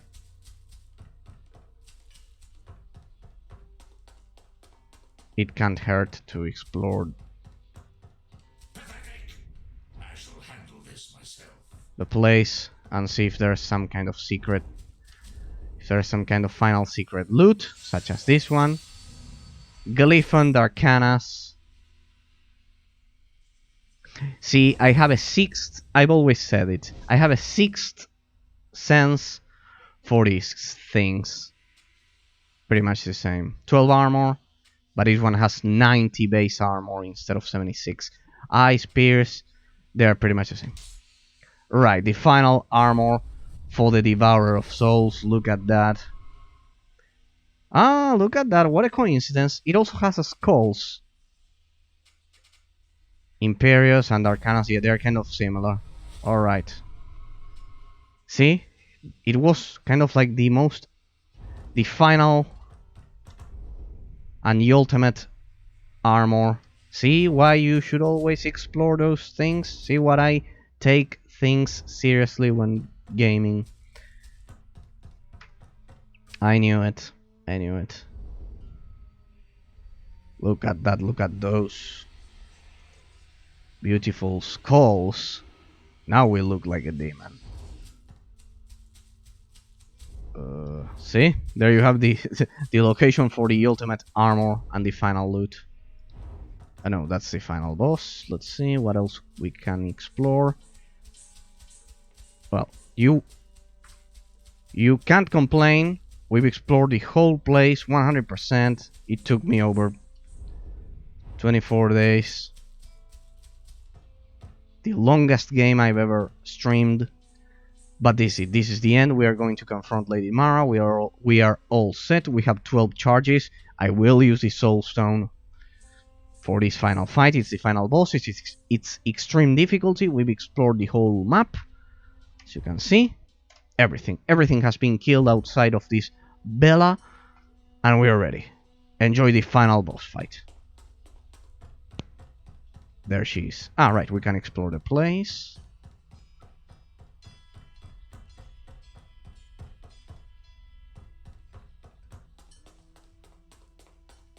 There she is, at the very same. Oh, she already has kind of like those demon spikes.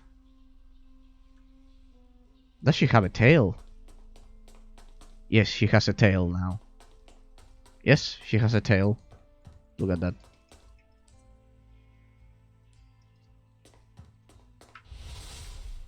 You can't interact with those. Hey, I can see her demon.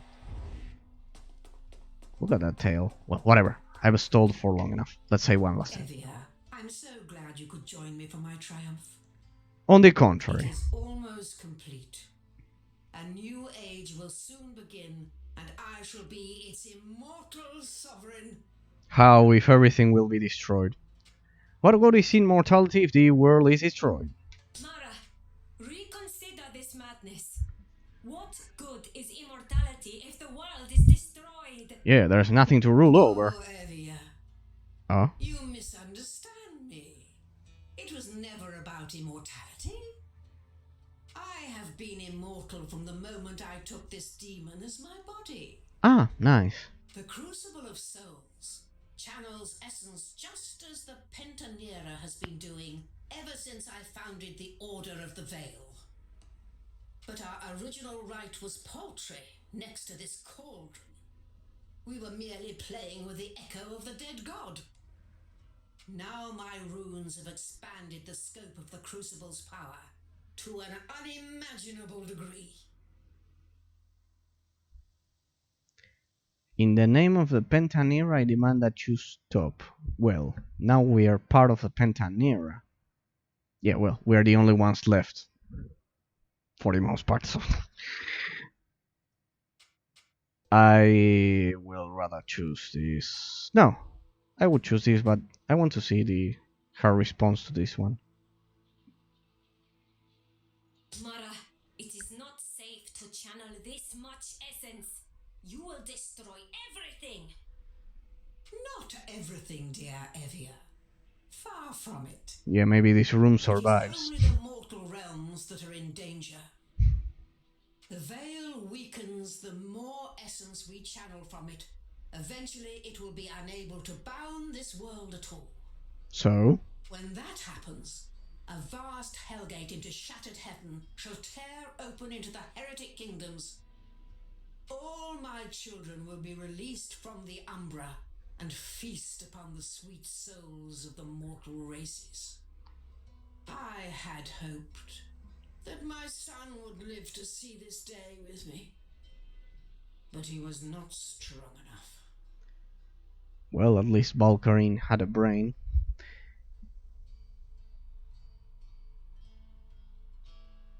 Lord Valkyrin gave his life so that we might stop you, Mara. He was a fool. I don't need him. I disown him. I have a new family now. A family of demons. Soon, oh so soon, my children will come home to me.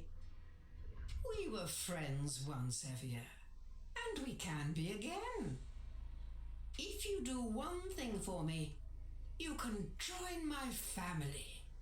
Just one small thing. Kill Krenz. What? It's a small price, don't you think? To live forever. Ah, you can choose the ending. I'm so glad I did that final save. Well, we can assume at this point that the game has two different endings. Yeah, well, I don't know which are Krenz's plans. We can safely assume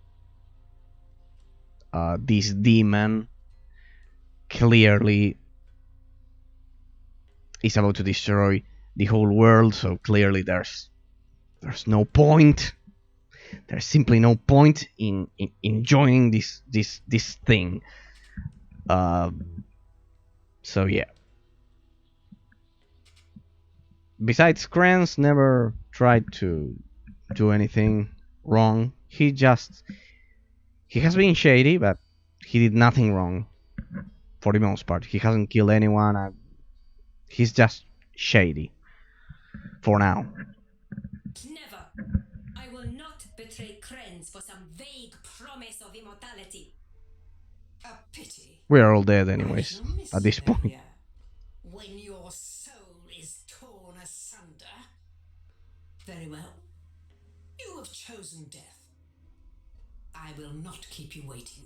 Yeah, let's not wait. Join me in the Umbra, and I shall end your life before I end your world.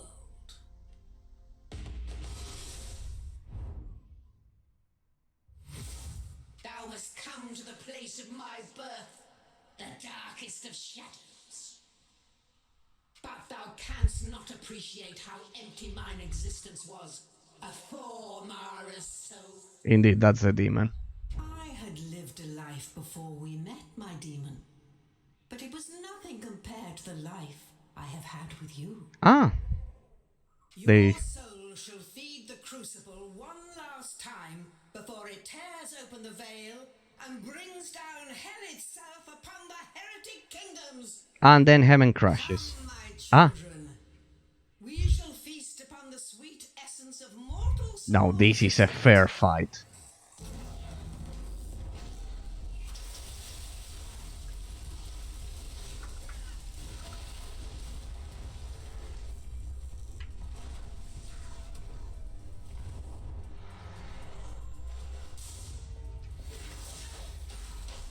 The next time stop, I believe it will be your end, Parwell.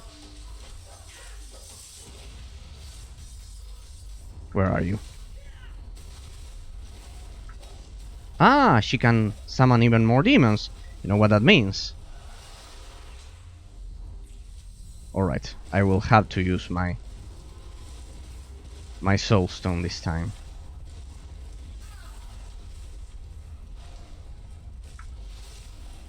Right, it's difficult to ignore those demons. They deal way too much damage.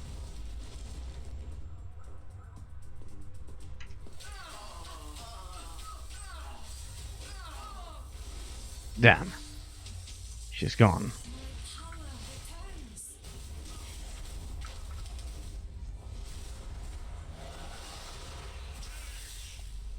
She's not immune to being frozen.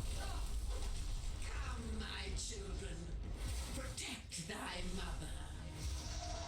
Oh, a desperate move. Use boulders to destroy barriers.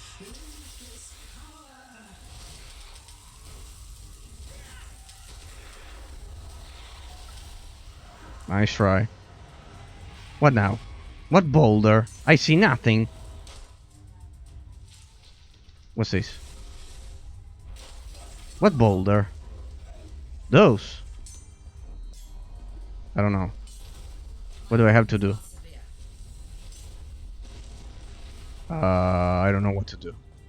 Use boulders to destroy that, but where? Which are the boulders? Nice, a candy.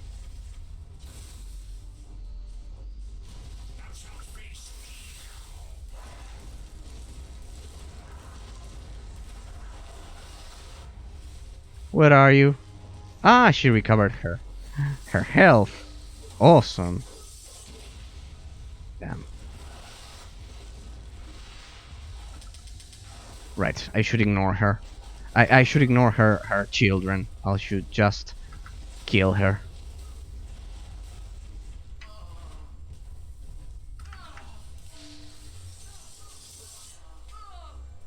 There you go. Now the boulders. What do I have to do with those boulders? The essence flows into me. How do I interact with those? What the? Damn. Yeah, now I know what to do, but it was late. This is such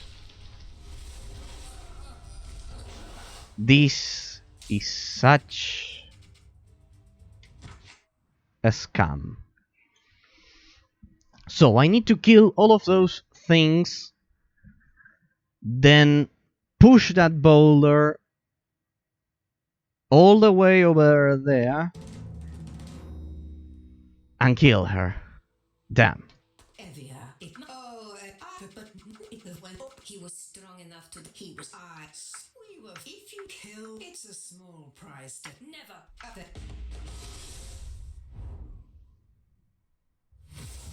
Thou hast come to the place of my Alright. Time for round 2.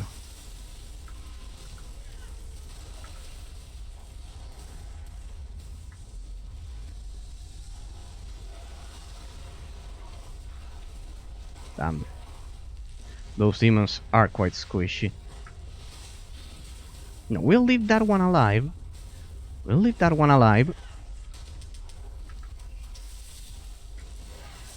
We'll leave that one alive.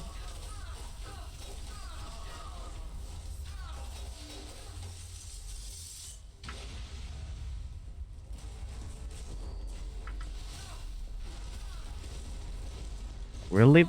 What? my children. Protect thy mother. There we go. The power. Limitless power.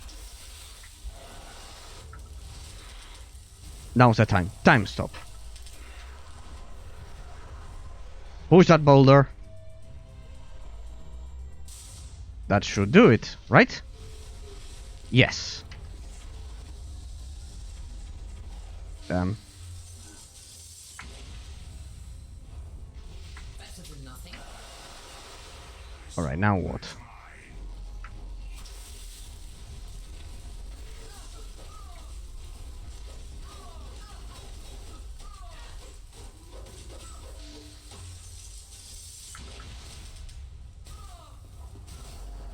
Damn, I didn't mean to kill that one. That guy over there. I wanted to leave him. Alright, the other boulder is that one. And we need to dispatch these guys. And we do this.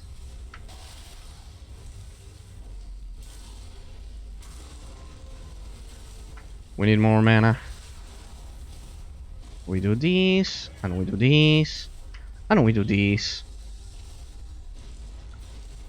And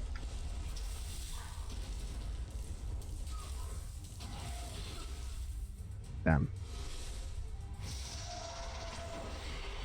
And we do this. Come on, this one? Or what? Right. We need to push that thing all the way up there. Time stop.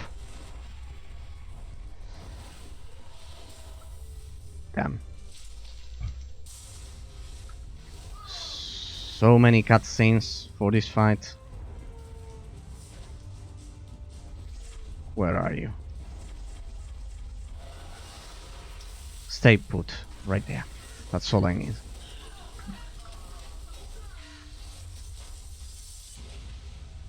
That's it. Damn.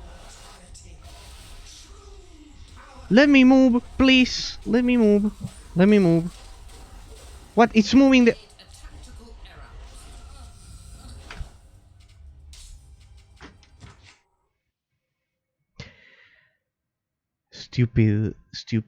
Stupid boulder. Stupid boulder. Why does this fight have so many intricate mechanics? Can't we just kill each other? I'm sick. Oh, I the now my runes have expanded. In the name of the oath of the Pentanera, Lady Mara, I demand you cease. That's a new dialogue option. I am the Pentanera child. And it is the veil weep when all I had hope. Lord King asks, if you kill it's a small. Never. Up the Right, now I know that the boulder has to go all the way up there and... shut up, shut up. Shut up, shut up, you're all dead. Shut up.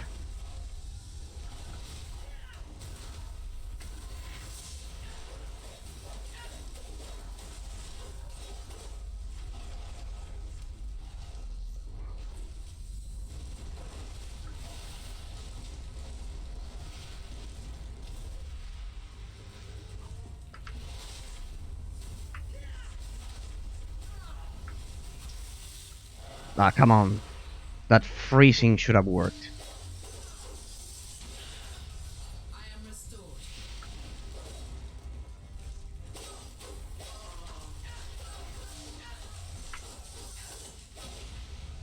I should evade that attack instead of simply staying over there.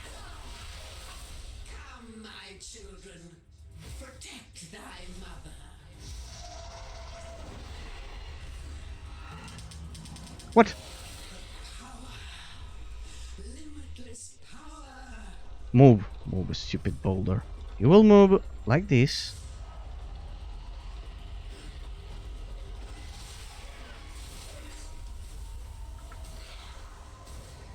Good enough. For now. I'll leave that guy over there. We just need to kill her.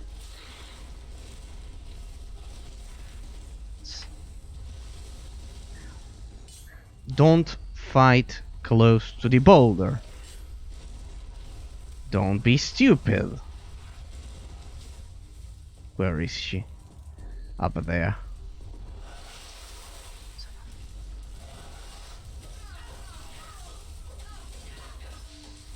I shall strike you down. Where is she? What? Ah, right. The essence flows into me. No. No, you stupid boulder. You stupid boulder. Come on, we can do it in two. There we go, finally. What now? What happens? Nice. So I was meant to do that. Nice try. Time stop. No, you're not getting away. The other boulder, let me guess, down here. This alone is true Ah no, there one. immortality. I should ignore that guy, but it's quite difficult if he's right besides that boulder.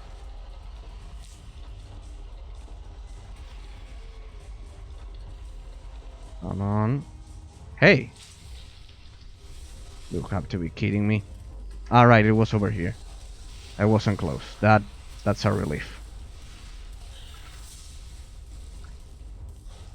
Quit running. This is the end. For you. Oh, damn it. Your life is forfeit.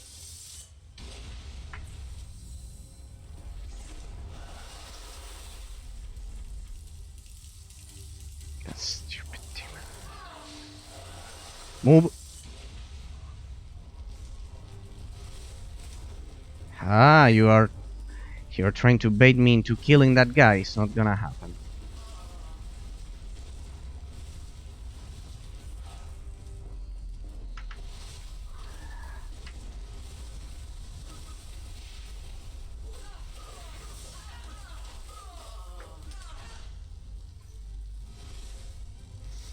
The fight is quite challenging, but mostly because of the mechanics. All its strength is mine. Because of this stupid boulder mechanic. I cannot believe this silly boulder mechanic.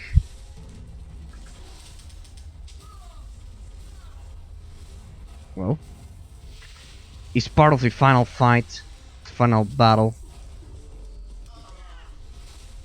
You're running out of options, madame. Where are you? Come on.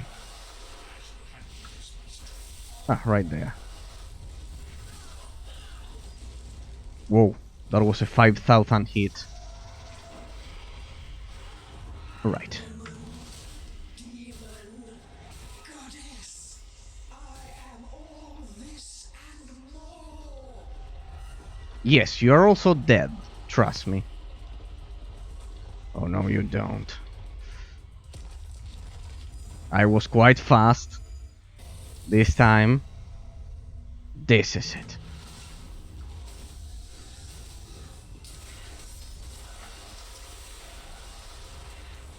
Time for Demon Strike.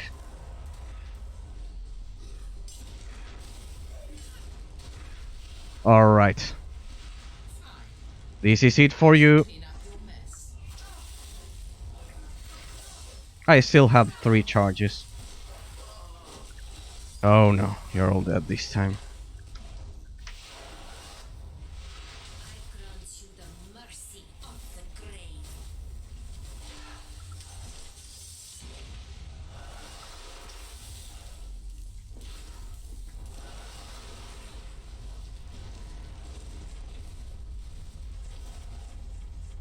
I am restored.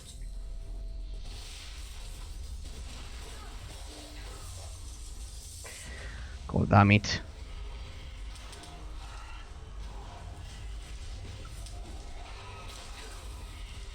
I cannot take much more of this. That should suffice for now. What? What now? What? Heal me. I've got one more heal. Alright, it's just...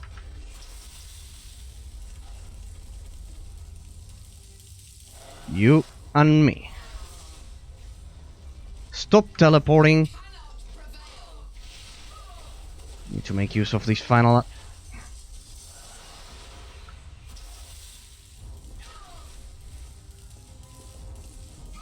I'm out of mana.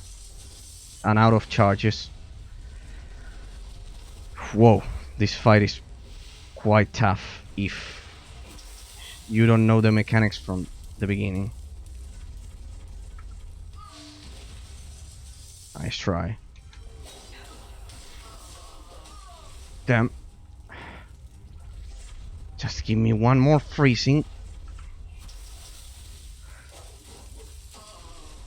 What? We have made a tactical error. We have to kill her. But I can't. I cannot target her. Ah, well, that's it, I guess. What? What the? What the fuck? What was I meant to do? Destroy the crucible? Kill the other demons? What exactly? What? God damn it. God damn it. I don't know what the fuck I should be doing. What should I be attacking? But well, it's a pretty challenging fight. I thought it would be a walk in the park, and it's clearly not the case. But it would at least help me knowing And it is almost complete. what I should be doing. Wounds have expanded this in the when I had hoped that my son Lord if you kill Cred, it's a small never. I bet the Kren's fight must be... Come to the place of my birth. Shut up. Shut up. Let's try something different this time.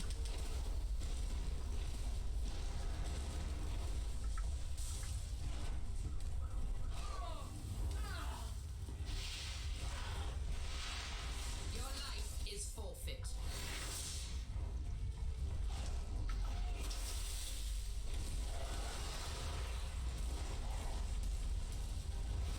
Alright, I should focus my attacks specifically. Damn.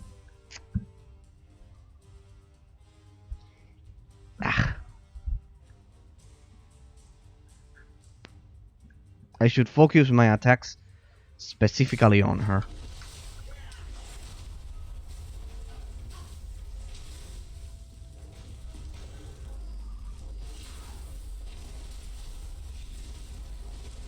Where are you? That one, I should leave that demon over there and kill her.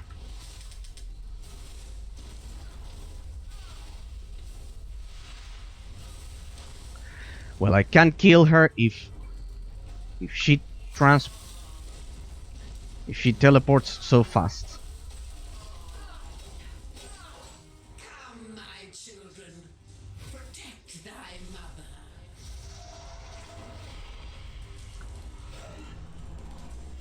The power, limitless power.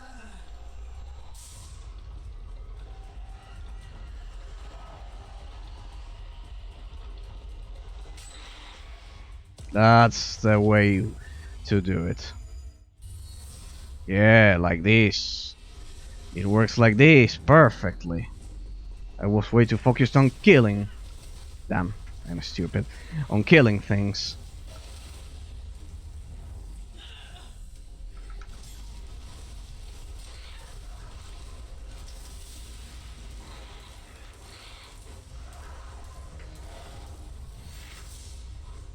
Alright, let's go all out. You cannot prevail. I believe anyways that wouldn't have worked. What others have begun, Evia shall finish.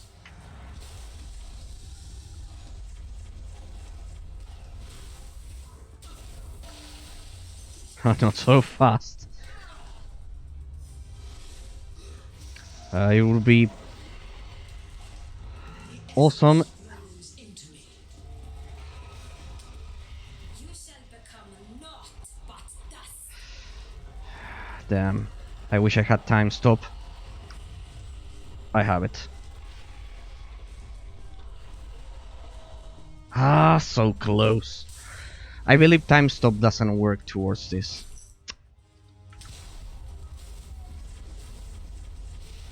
It's so dark in here I cannot see.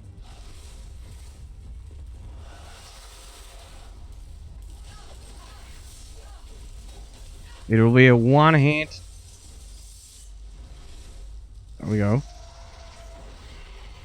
This alone is true immortality. True power. Alright, now that we understand the mechanic, this is easier. Now that we actually understand the mechanic.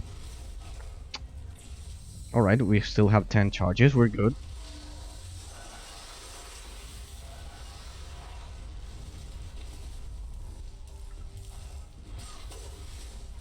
What?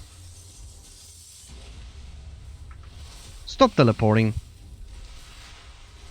Those hits don't count, right?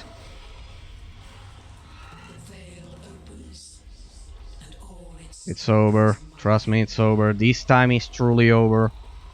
I understood the mechanics.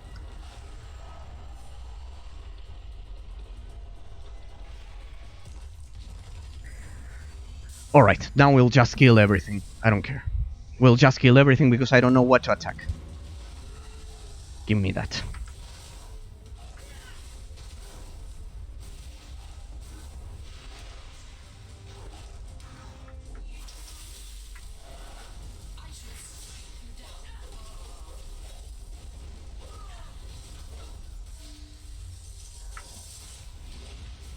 Nice try. We'll fight more or less over here, so I have it better. Damn, I'm stupid. Meant to do this.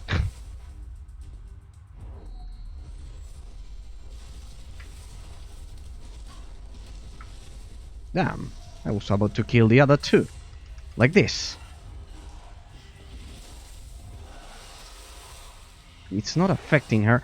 What the...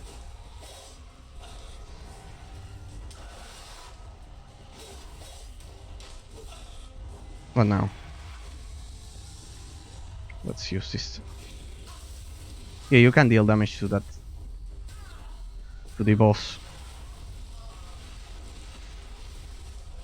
Alright, we need some more seconds.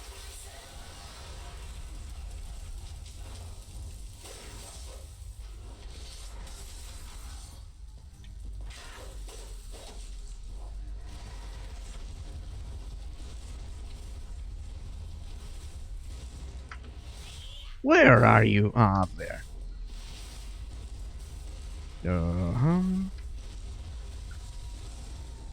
I need more mana. And health now. Okay, let me see. That's enough. Damn. Damn! It was delayed because of this stun.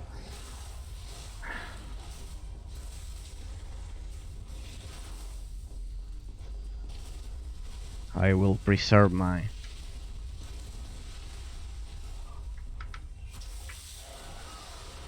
Yeah, really?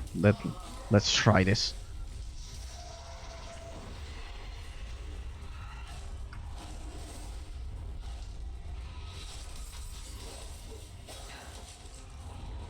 Can I deal damage? No. It's just... So I do this. It's giving me time to do this. Is it going to break or what? Ah! You are meant to touch it. Ah, I could have done that.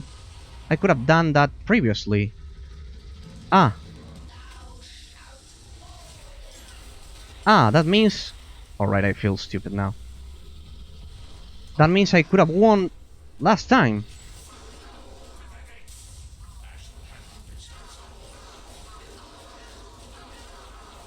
This is it. Level 35? That doesn't exist. That's not legit. I don't get to be level 35.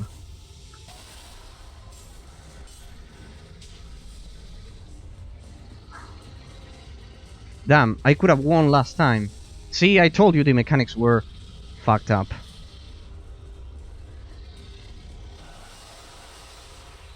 Alright.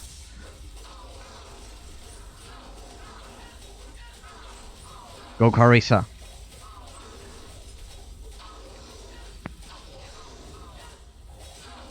You either kill me in one blow or die.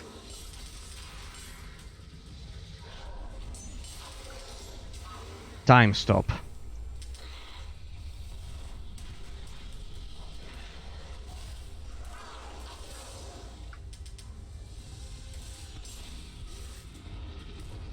Alright. What? Ah, you almost trapped me. Good. But it won't be enough. I shall clean up your mess.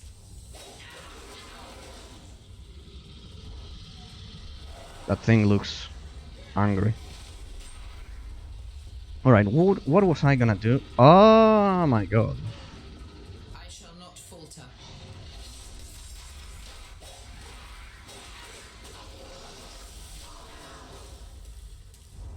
This is it.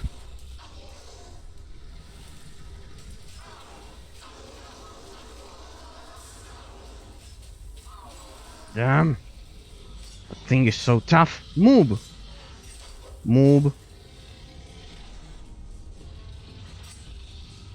I am restored.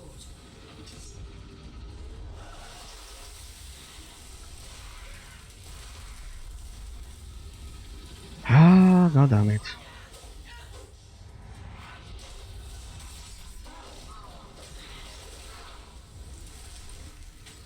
Move. Move. Please move.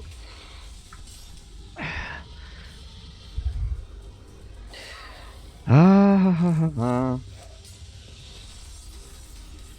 Anyways, I believe Carissa has this situation under control.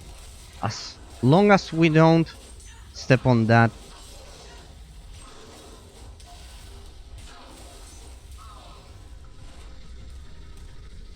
That thing is so tough, but my damage is even greater.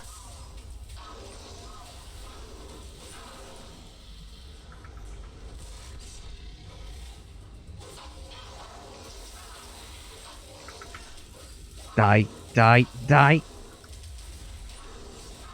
Die, you will die. Yes. Damn, I believe the temperature for my GPU increased.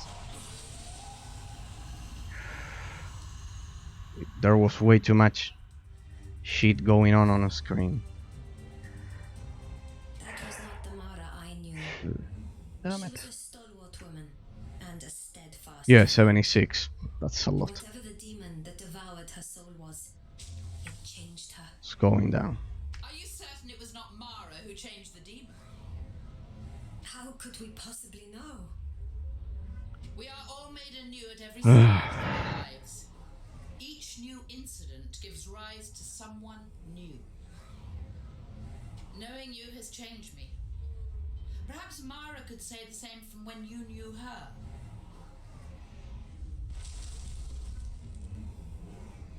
The veil continues to tear. The threat is not yet over. It's a cauldron. Even without our foe, it goes on. What? It must be destroyed. Alas, no relics remain with sufficient essence for this task. There is only one possibility. I hesitate to even say it. Spit it out, Carissa. Using the essence of the The Devourer? demon is overflowing with essence. Indeed. The essence of the souls it has swallowed. With our souls. I have no fear of death. A small price to pay for victory. Is there no other way? If we don't throw ourselves into the crucible of souls, we'll be torn apart when the hell gate opens anyway. Well, you've got a point. Just end, if an unfortunate one. Under the circumstances, even I have to consent to, of all things, a noble sacrifice. Thou canst not make this judgment. It is mine to make. The very marrow of my bones cries out against thy suggestion. And yet, I cannot bring myself to stop it.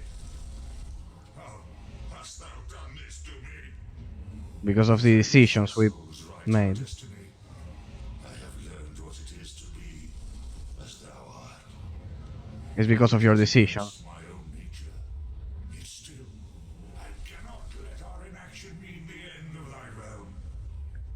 What hast thou done to me? I am a demon of immeasurable power.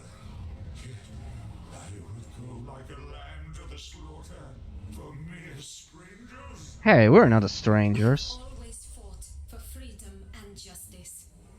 If our death can save others, it will have been worthwhile. Justice. I thought I knew what that word meant, but now I'm not sure anymore. Let's not tarry.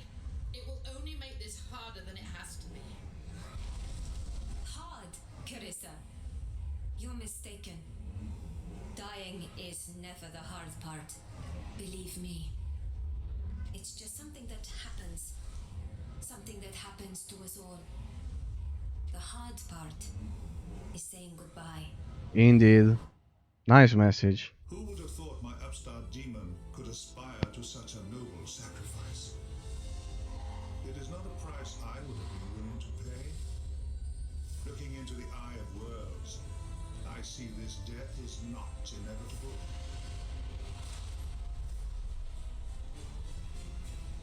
But the price of avoiding it may be more than anyone is willing to pay.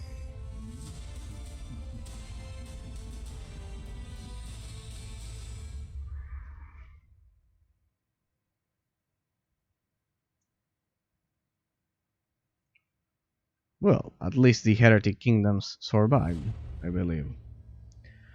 Well, that was a legendary game. An absolutely legendary game.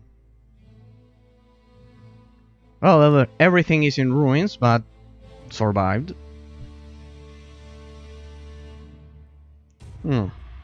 I love the ending. Quite good. Pretty well thought out.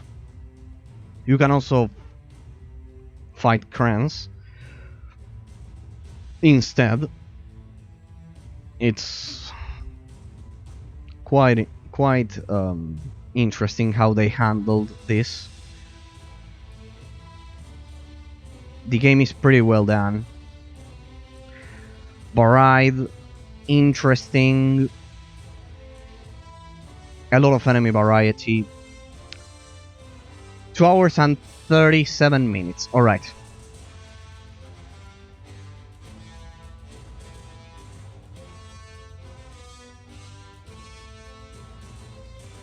Let's try to proceed to the final analysis right now. It will take me more or less 1 hour. A pretty amazing game, and this game it's a clear example of how of the excellence indie development can achieve if properly promoted and executed. Congratulations to Games Farm as well as Calypso Media for this game, because it's a testament of indie talent, as I've said.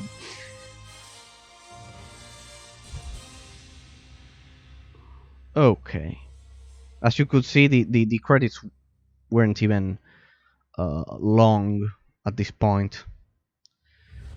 Alright, that's it. You can choose to fight Krans instead. That was a pretty awesome fight. I never expected to see the boulder mechanic. The fight could have been easier without those mechanics. Could have been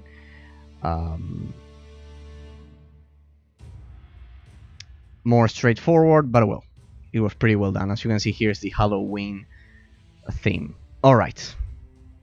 Alright. Alright.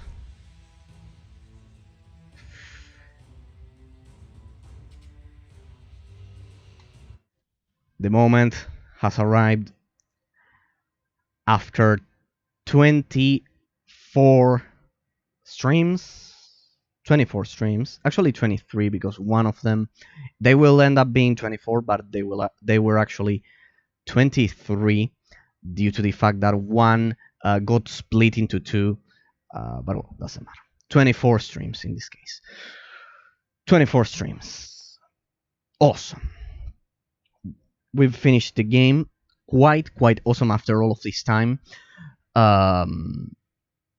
So great. We will proceed then to the final analysis for Shadows Awakening. One of the most forgotten isometric action RPG games of all time from 2018. Give me some seconds and we will proceed to the final analysis. Um,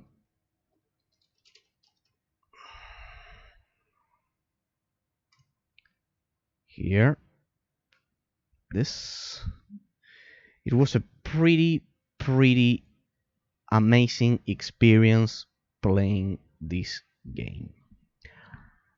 I will try now to remember all of the things we experienced that this game had to offer for the past weeks.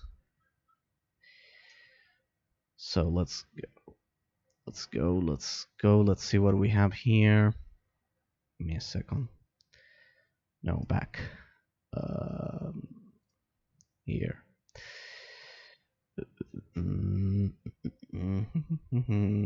It was a pretty amazing game. We've got plenty to talk about, plenty to think about, and to reflect upon. Let me see if I can find. Give me a sec, because I actually didn't expect to finish the game right now.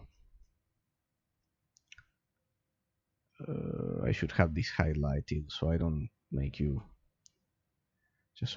wait.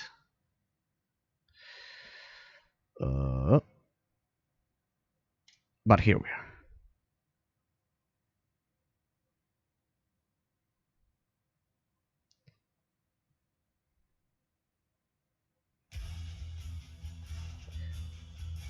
No, it's not that one. Where is it? The one I use for the analysis. Where is it? Come on.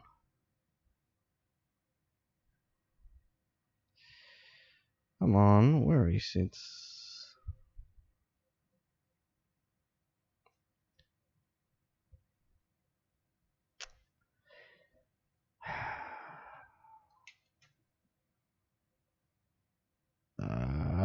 Here. All right, here we are. We are ready. We are all set and ready. Yeah, I should honestly highlight that one, just so I don't waste your time. But well, here we are. This is the important part. All right, ladies and gentlemen, we begin with the analysis, with the final analysis for the longest game I've ever streamed in this year. I began streaming games this year, 2021, and this is the longest game I've ever played. A bit longer than Armies of Exigo, I must say. Shadows Awakening is the game in question, the one we are analyzing today, released in 2018 by Games Farm and from Slovakia, the Slovakian developer Games Farm, and published by Calypso Media from Germany. This is an isometric action RPG, similar to Diablo, in the vein of Diablo. And first of all, before we begin, some things we need to take into account. First of all, you shouldn't, and I really say this, and I really mean this, you shouldn't underestimate this game because it's an indie game, or because it's kind of like, no, it doesn't have a lot of advertisements, a huge advertising campaign, or anything like that. This game could easily be a AAA quality without a single doubt. Second of all, the context of this game. This game was, as I've said during the first stream, was originally released as Shadows Heretic Kingdoms. That's the 1.0 version, which was not complete, which was incomplete. And this game was originally meant to be split into 2 chapters, 1 and 2. Here we played all of them together. This is the game that you want to play. Shadows Awakening has all of the chapters. The Games Farm, under a different name, released in 2003, called Heretic Kingdoms, another excellent game with a combat system similar to Baldur's Gate, with real-time with pause combat. So they had experience, and I can Sure, if I were using headlines and this would be a written analysis, I would call this the revival of the Shadows, a successful revival of called Heretic Kingdoms, because this game grabs all of the lore and absolutely revives all of the gameplay system in a very exquisite and refreshing gameplay system, because it's quite unique, which we are going to analyze right now. We get into the first category for the analysis, the gameplay category. Extremely unique. Right, the context. Sorry, I forgot. The context of this game, besides all of those things, is Diablo 3. You should all remember that while Diablo 3 sucked for a lot of people, without a doubt, this game clearly looked at Diablo 3, at what Diablo 3 did, and it tried to fix it. Clearly. Because the graphics, the movement of the characters, everything, the setting, even, they're all similar but improved. The people at over at Games Farm clearly knew that Diablo 3 was a flop. I bet they played it a lot. They saw the flaws, they saw the good ideas, and I believe they delayed the release for this game so much time, especially because of Diablo 3. Diablo 3 is kind of like quite important for the existence of this game, if you know what I mean, for the existence of Shadows Awoken. Alright, let's get into the gameplay category for the analysis. Well, this game has one of the most refreshing and impressive gameplay systems I've seen in any isometric action RPG ever. I can happily say so. I didn't expect such a surprise. The puppet system, in which you can switch between puppets in a matter of seconds, and you're actually forced to do so. That's the ingenuity and the brilliant part of this gameplay system. You are forced to constantly switch between classes all at the same time. You are a mage, a warrior, you could be a ranged attacker with your bow, all at the same time. You are every single class, each of the three classic classes of most isometric action RPGs, all at the same time. You're an archer, or you can be an archer, you can be a mage, and you can be a warrior, all at the same time, and you need to switch between them in a matter of seconds to succeed. We played this on extreme difficulty, I forgot to say this, with a 100% completion. Just for those of you who may skip to the final analysis, to the part of the final analysis. Impressive, an incredible gameplay system never seen before. I've never seen a game quite like this, and there is no isometric action RPG similar to this one. Alright, you switch between those characters, but even so, when you switch between characters throughout the game, according to your decisions and according to your decisions, you will get different puppets. You will get different puppets with different skill trees. They're different between them. They could have simply gone for the lazy idea of creating 2 or 3 generic skill trees. No, that's not the case for each class. That's not the case here. You have over 25 puppets. You have over 25 puppets. If you count the DLC, you have 26, I believe, if I'm not mistaken, plus the Devourer, so that would be 27. Each one of 5 archers, 5 mages, 5 warriors, but each one of those puppets has its own skill tree, its own personality, and not only that, they have different attributes. They have different base willpower, different the base attributes, strength, agility, endurance, some of them are more tanky. For example, you could see that I was using my Draconian Mage, which was slow. It behaved like a tank, but it was a mage. It was an interesting combination. You have the Devourer of Souls, which is unique. You could see that the decisions we made throughout the whole game affected this ending. There's a set of stats which are greed, charity, cruelty, and there's one more. Like being compassionate. I think those were the four. Being greedy, not being greedy, being cruel, not being cruel. More or less, that's the idea. And those affected the outcome clearly, because at the end of the game, the important part is that not only the demons affect the humans, but also the humans' behavior, or the creatures, the mortal realm creatures' behavior, affected the demon in the end. But well, let's get to the gameplay. The puppet system, impressive, groundbreaking, amazing.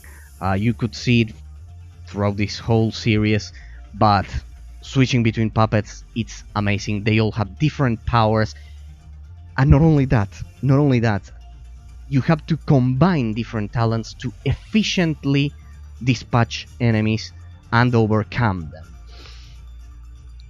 For example, I use Soul Rend with the Devourer of Souls, coupled with Carissa's Discipline that granted me for this final fight and the whole game.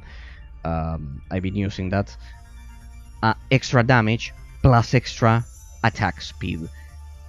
That's impressive. A game that actually combines so many elements. It combines over 25 skill trees, actually 27 if I'm not mistaken, each one different than the rest.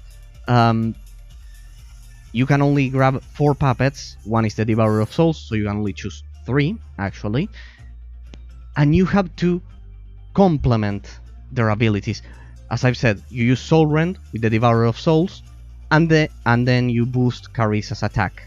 Then Carissa increases her attack speed, and that also affects, for example, Avia's Golem, the summon. Carissa's Discipline talent also affects the Golem. So by using Soul Rend, by then using Discipline with Carissa, and by using the Golem with Avia, you would have a summon and attack and damage bonuses for Carissa.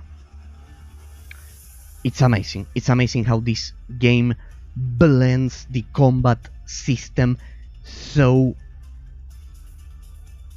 it's in such an amazing way. So many elements mixed in such an amazing way.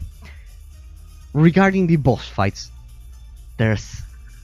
at the beginning of the game I was skeptical, but by the end of it, there's no doubt. The insane amount of mechanics that you have to learn. The puzzles, for example, are somehow repeated. There's some recycling for the puzzles, but all of them have different ways of improving upon the original formula. For example, moving this boulder during the final fight, the final boss, was a variation of the original puzzle for the game, which was simply opening a door through moving a boulder to a certain platform. The game is long, absolutely long. There's a lot of mechanics that you have to learn. Something that I've complained about is the camera zooming out and being fixed during boss fights. You could see that there was one stream in which I complained a lot about this, because it was difficult to understand why they took this decision. They could have gone simply for the classic follow camera, the isometric follow camera, in which the one you use in Diablo 3 or any isometric action RPG game. It follows you. No, here the camera zooms out and becomes fixed to show you the whole battlefield when you're facing a boss, exclusively for bosses. There's so many things to talk about the gameplay in this game. The learning curve is somehow steep if you're playing on extreme difficulty. Why? Mainly because of the essence system, the gear system. Let's get to that now that we've analyzed the combat. First of all, the essence system absolutely redefines the way we think about loot, because it's not about getting a legendary sword or a legendary staff for your mage. No, in this game you want to grab common items with good base stats and improve upon them by using essence, which is only found in certain, what the game calls hex marks. They can be medium, small, or great according to the part of the game you are in. For example, in mid game you get normal hex marks. At the beginning you get smaller ones, and then you get greater ones. You improve common gear through using essence, and it becomes legendary. And probably that piece of gear is better than a legendary you may be able to loot from the same level. The problem is when the base level of your gear is way too low. For example, using a level I used up until, let's say, mid game, some pieces of gear which were level 8 that was extremely outdated. That's when I needed to learn. I had to forcefully learn about the essence system. I completed half of the game on extreme difficulty without using essences, but it's required for the most part, especially after this final boss that I just saw. Learning the essence system and exploiting it 100% and taking advantage of it 100%. There's one more thing about the gameplay that I wanted to highlight, because regarding the fixed camera, the zoomed out and fixed camera when you are in the middle of a boss fight, I originally thought that was a mistake, but then it became much more natural. So I will not consider it a mistake, because then it blended with the gameplay. Let's say there are some 2 or 3 bosses, especially at the beginning of the game, which it's quite annoying. That zoomed out and fixed camera is a bit annoying, but well, the rest of the game more than compensates for that slight thing that I would have changed. But well, now there's one thing, there's one more minuscule, absolutely small flaw that I found. The point and click system is not absolutely smooth. It's not perfectly smooth, especially when you press shift, which is a classic. A lot of people do that in isometric action RPG games, which is press shift and attack to kind of like attack in place without moving. Sometimes that's absolutely necessary. Well, in this game, the point and click system, it's a bit, not absolutely, it's not something severe, but it's a tad uncomfortable. It's a bit unpolished. It could have been much more polished, but it's not game breaking at all, and it's not uncomfortable once you learn how to use your different abilities and all of that.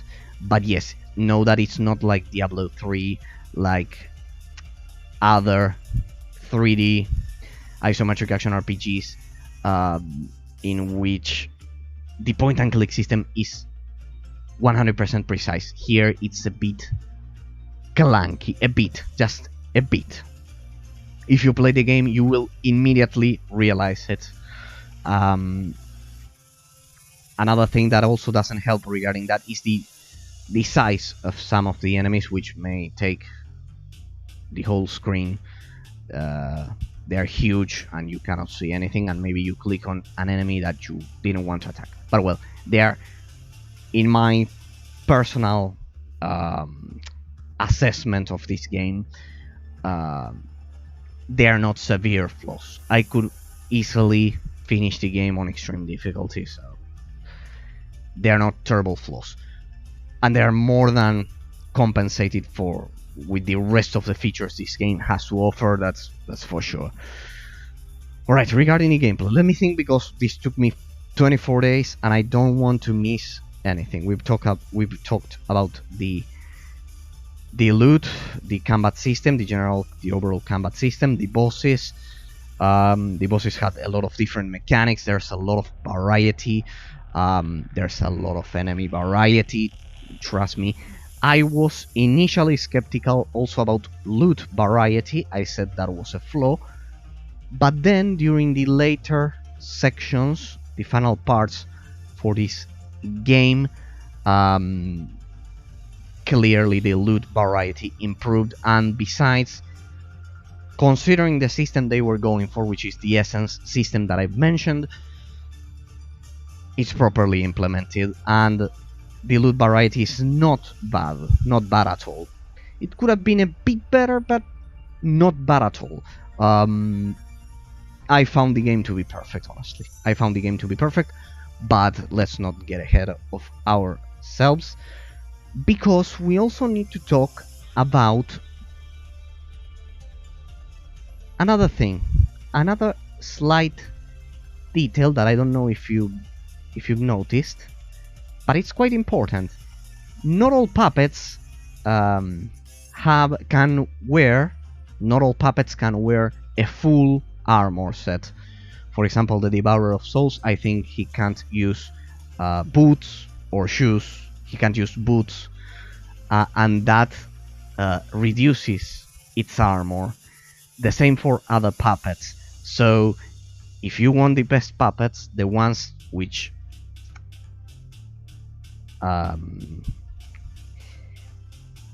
to which you can equip all of a full set of gear, the hands, the chest, the head, the boots, everything, the belt, the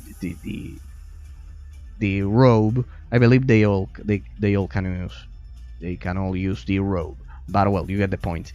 You will need to do secondary quests. You'll need to do side quests, and I think it's a pretty good bait. It's a pretty good bait to encourage the player to play the game to 100% completion. Because of course the puppets that can use all of a full set of gear, they are much more powerful. Anyways, you can finish the game even on extreme difficulty. It will be much more difficult. It will be much tougher with any puppets that you find, for the most part. I am not so sure. Well, if you choose the worst puppets and you do a terrible talent distribution, well, maybe that could be the case. But if you're playing on extreme difficulty, you know what you are getting into. The gameplay is tough on extreme difficulty for the average player, but nothing that you won't be able to beat. You need to learn, and there's a learning curve. You just need to ensure you grab more or less decent puppets, you do a decent talent distribution, and you keep your gear up to date and grab a lot of essence. What I truly think you can't do is finishing the game on extreme difficulty without doing side quests. I mean, without being level 30.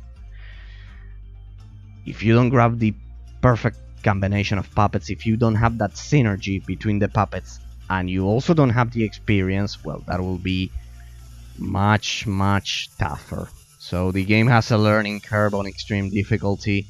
I know it looked somehow easy, this final boss, but it was level 35, just so you have an idea.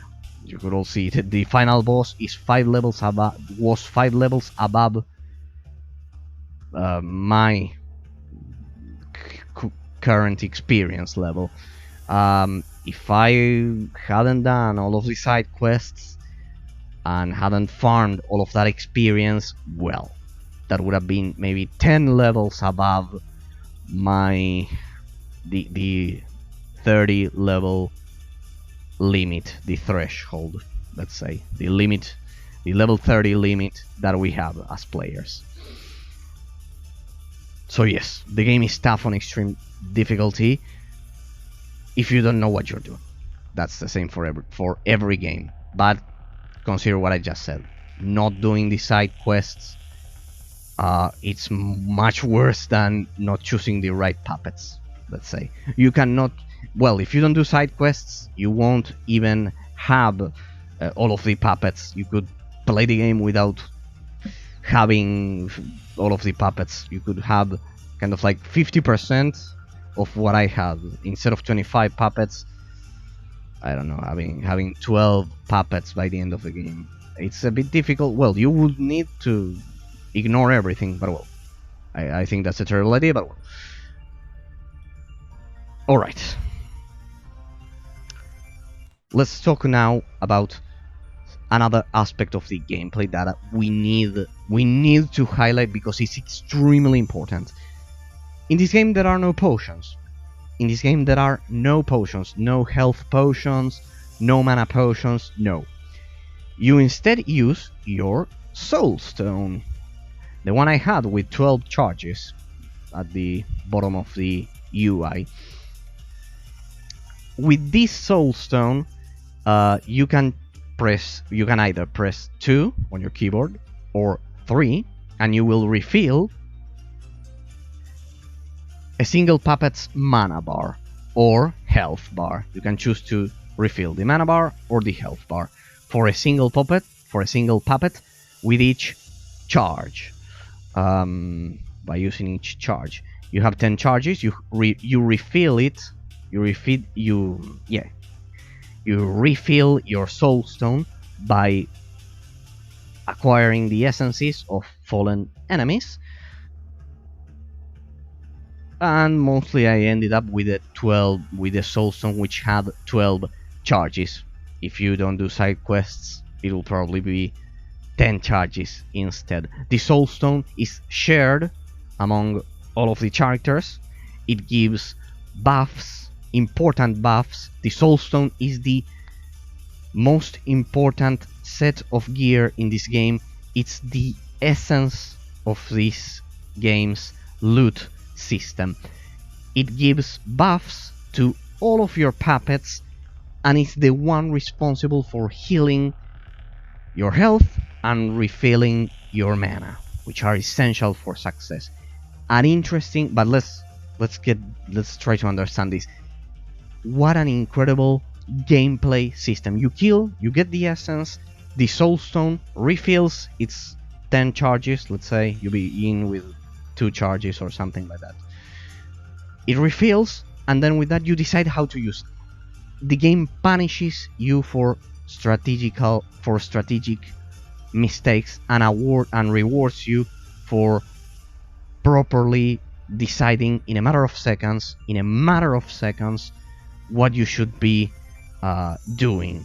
For example, you could see during this final boss fight that sometimes I refilled Avia's mana because, well, she doesn't care much about health because she's agile. She is meant to dodge attacks and use all of her and deplete all of her mana bar, using all of her abilities and dealing a ton of damage. Well, for example, Carissa, which acted as my only tank, well, I refilled her health. Actually, my build with Carissa, I highly recommend it. That one is the most OP. Carissa is the most OP puppet in the game. I highly suggest you use her because the block chance combined with the attack speed turned out to be a lethal combination which was essential for success during that final boss fight. But the important part is that Games Farm took the time to create a healing system and, well, you can also refill your mana, but you get the point. In which there are no health potions or mana potions involved.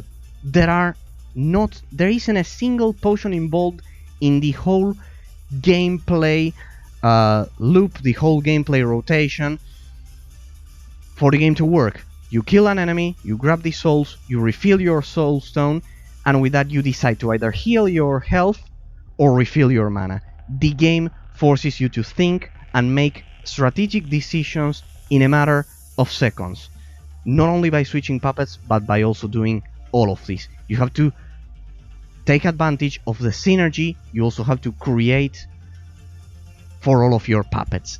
Amazing that an indie studio took the time to create this amazing gameplay system. I am truly in love with this game. It's a masterpiece, and it's such a shame that such few people played it. I've enjoyed all of the learning curve process. It was a bit tough. I love the gameplay, so great for Games Farm. Let's proceed to the second category for the analysis. As for the gameplay category, of course, for me it's perfect. Those two slight mistakes I've mentioned, but the positive things absolutely compensate for those two slight mistakes I mentioned. Technical part. The game can be played at an unlocked resolution and unlocked frame rates, so awesome. You could play up to 200 frames per second. I had to limit it because of the stream. Just in case you watched a previous part, no, the game has unlocked frame rates. I just limited it to 60 because of Streamlabs, so don't worry about that. Let's get to the graphical effects as well as the overall technical aspect for the game. This game has amazing graphics for an indie game. It has amazing special effects, which sometimes are as important or even more important than the mere resolution of the textures. It has a lot of special effects. The fact when you change from the Shadow Realm to the Mortal Realm, that's also part of the gameplay mechanics that I forgot to mention. You have to kill enemies both in the Mortal Realm and the Shadow Realm. This game has so many groundbreaking ideas that I could talk all night about them, but we have to finish the analysis somehow. We'll try to encompass them all, so don't worry. Technical aspects.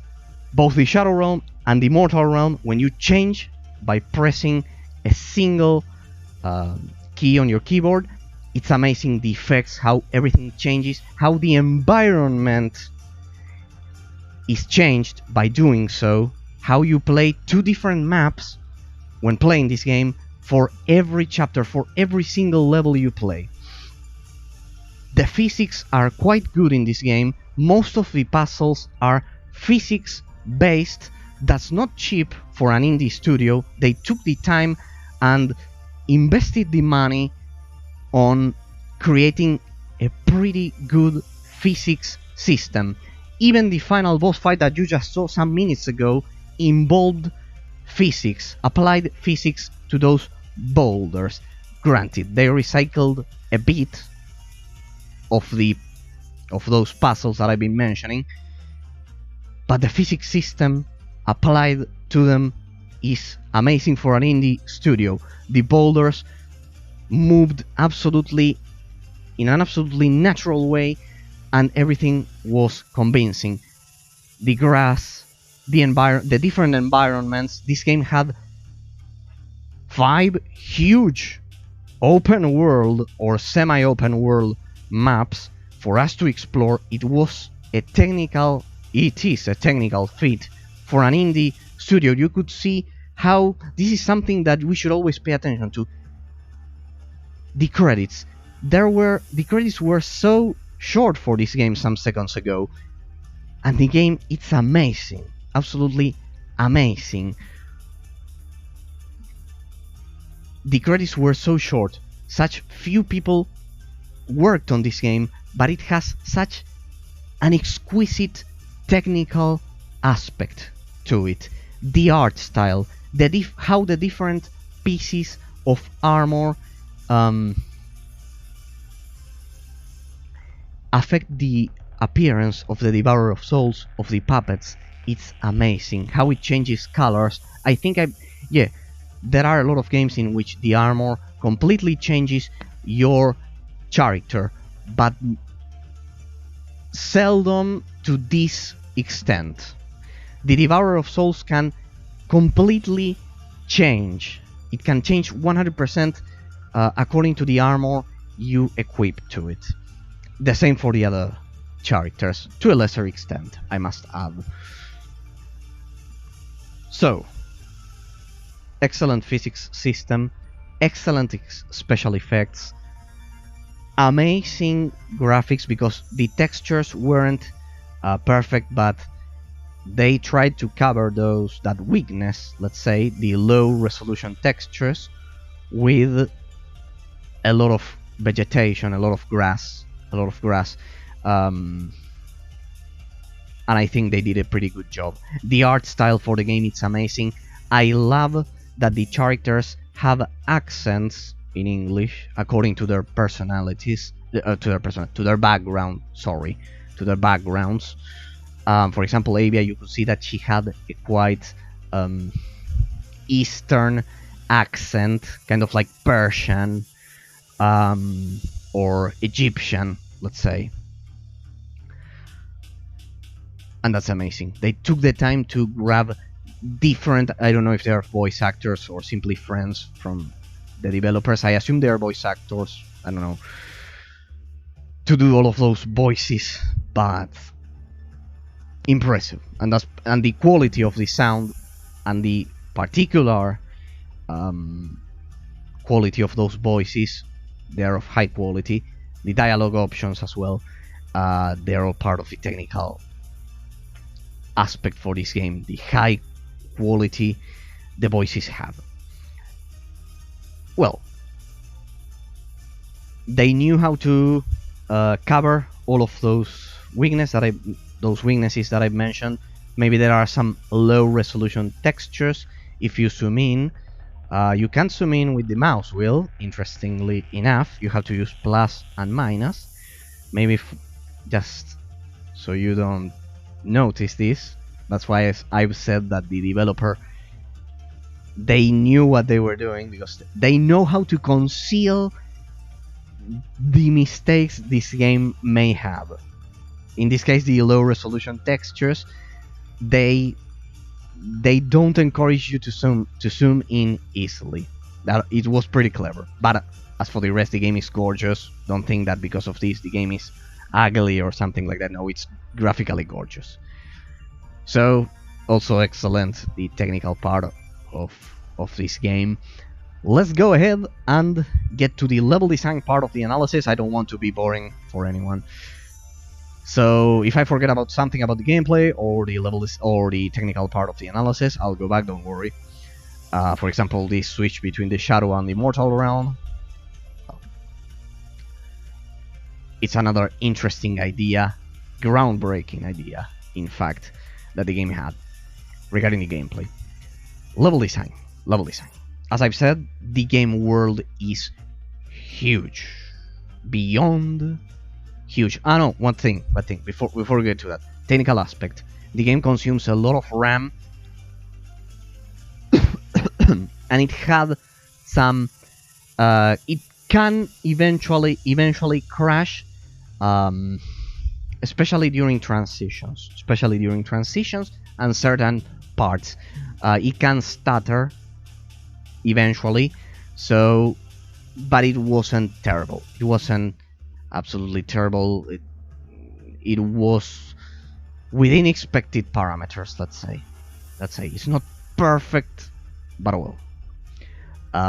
The graphical aspect is gorgeous, as I've said, but it can have a bit of stuttering if you do a lot of transitions before without closing the game. Right.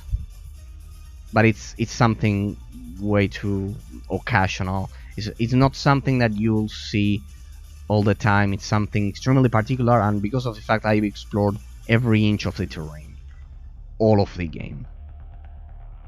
Alright, level design. This game is huge. Don't underestimate this game, because this game is huge, and I mean it. This game has 5 chapters, but they are huge. You're generally given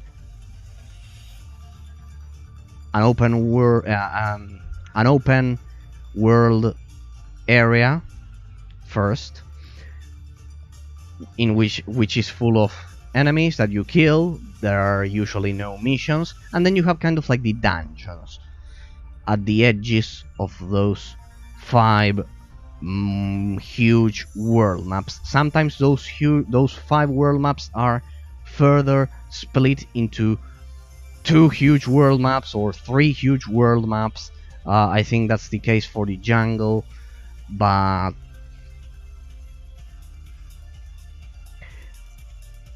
the game is absolutely huge. If you do all of the side quests, you've seen it here. This game is beyond huge. Trust me, you get your money. You'll get all of the time in the world for the money you paid by purchasing this game. You'll have plenty of content, plenty of time for you to spend with this game. It's AAA length, let's say. It's so long if you do all of the side quests, getting all of the puppets, getting all of the loot, beating all of the side quest bosses. There are some side quests that are, for example, the Kogog-Ak dungeon. You have to kind of like travel between chapters. You have whatever you can imagine. This game has it. I don't even know if Diablo 3 has these kinds of quests. Some of them are even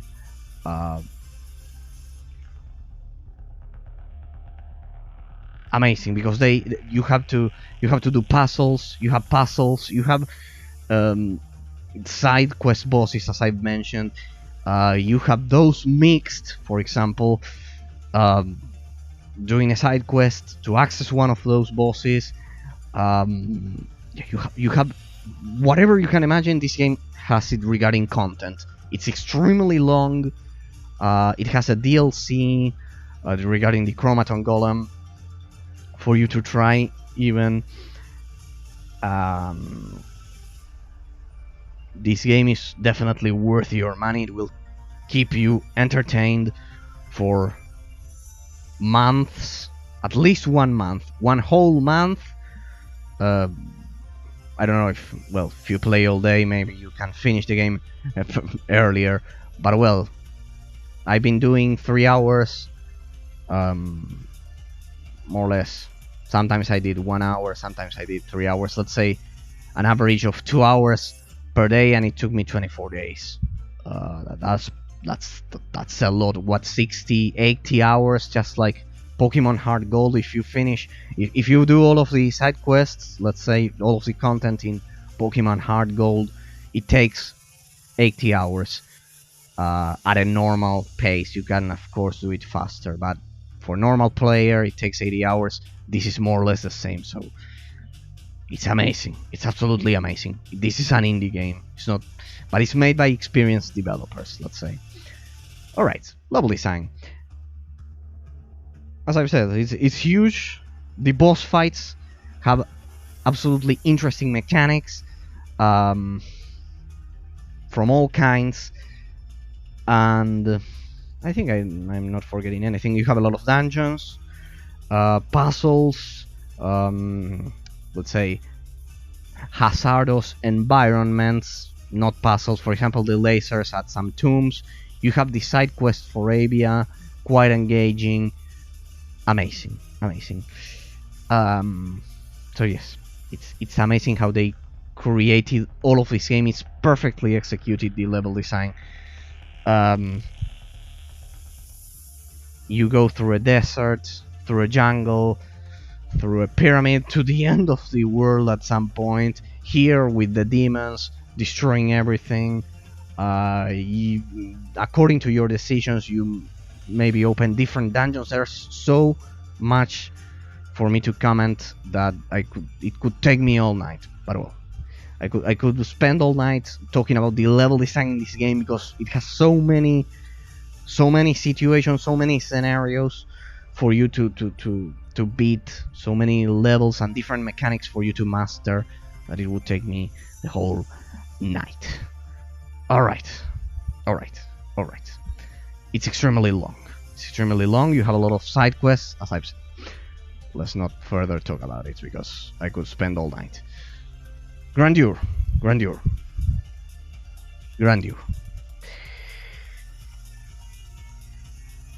Okay. Let's see.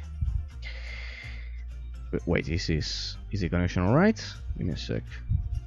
Is the connection alright? Should be. Please tell me the connection is alright. Yeah. Alright. Yeah, it's perfectly working. Alright. There we go. Alright. Let's get to, what do we have now? The grandeur. Alright.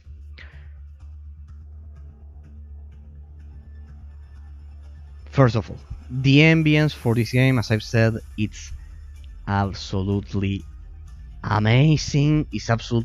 You have all of the environments. I am sure no one could possibly say that they are not amazed by Shadow's awakening at all. You have all of the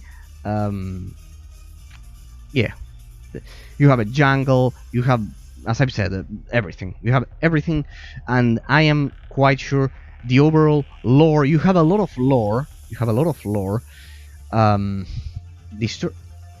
Alright. You have a lot of lore for you to explore. We should include that in Grandeur. Yes, we should include it in Grandeur. Yes. I've never paid much attention to the lore when analyzing, but yes, we should include because I was thinking about the lore, and we should include it here. That's for sure. Yeah. Alright. So we have the story, the characters, but first the lore. The lore is amazing. You have so many books to read. It's not like Baldur's Gate level, but pretty similar, and those are some huge words similar to Baldur's Gate lore. You have a lot of books to read. They will tell you the story of the Heretic Kingdoms. The world building this game has, it's amazing. They've created a cohesive world, a cohesive realm, with all of these different societies coexisting with their own culture.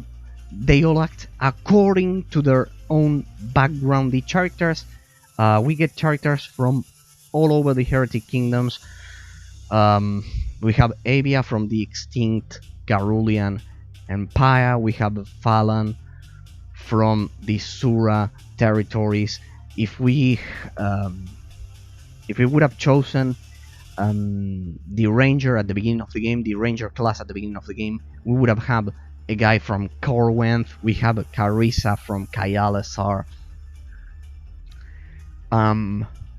You get even Sebekan, which is a lizard guy from lizard tribes in the desert, or at the desert, which comes from the desert.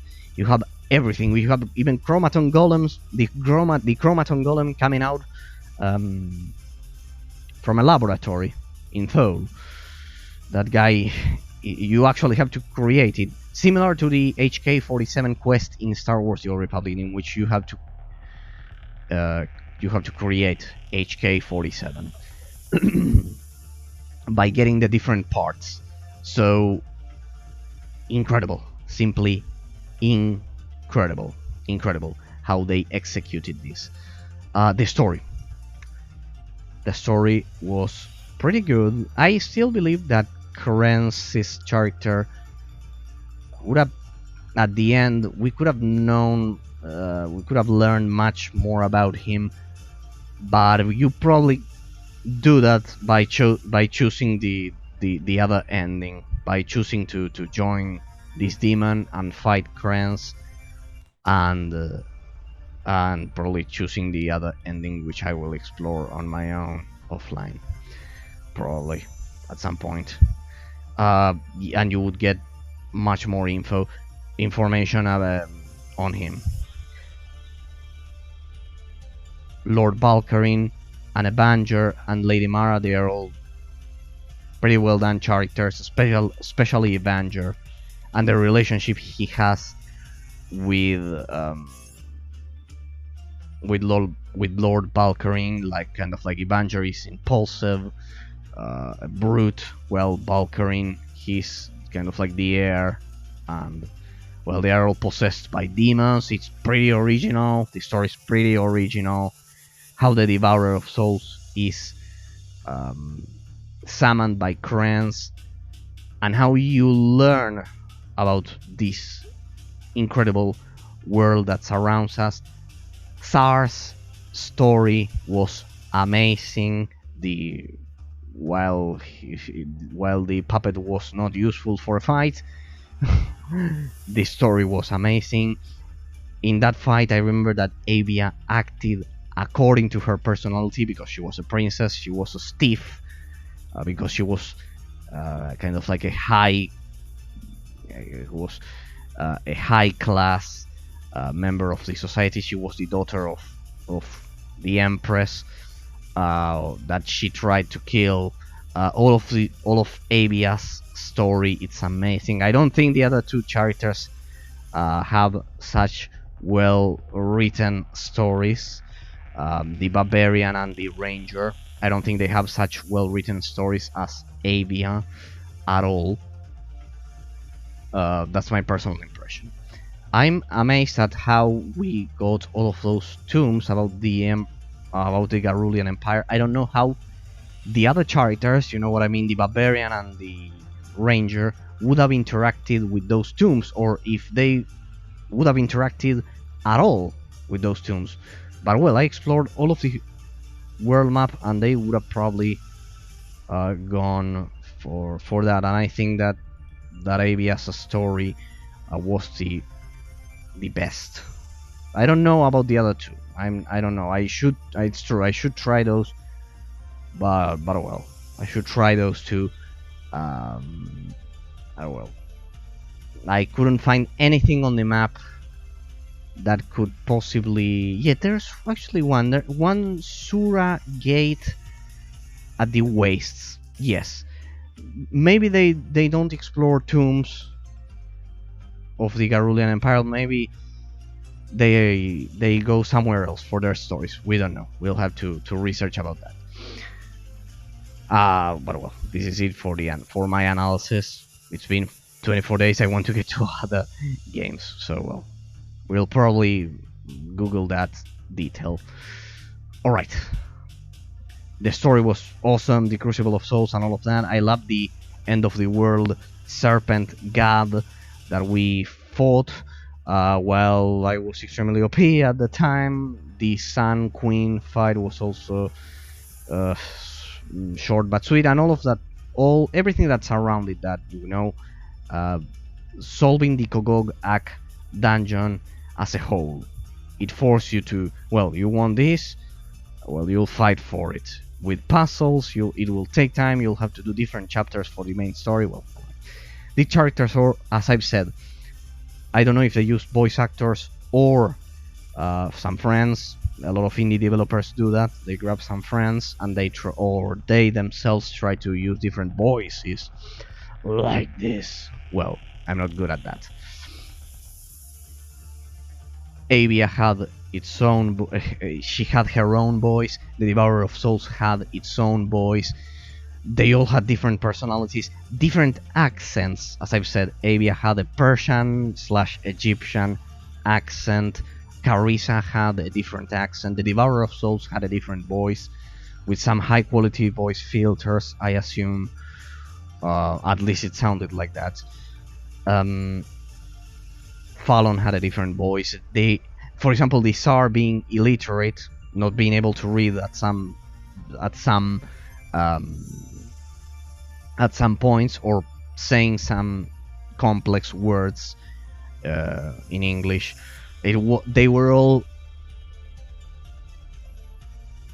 small but exquisite touches that they added for the world of the Heretic Kingdoms to be convincing and amazing. Truly amazing. The characters acted according to their personalities. As I've said, that's always important.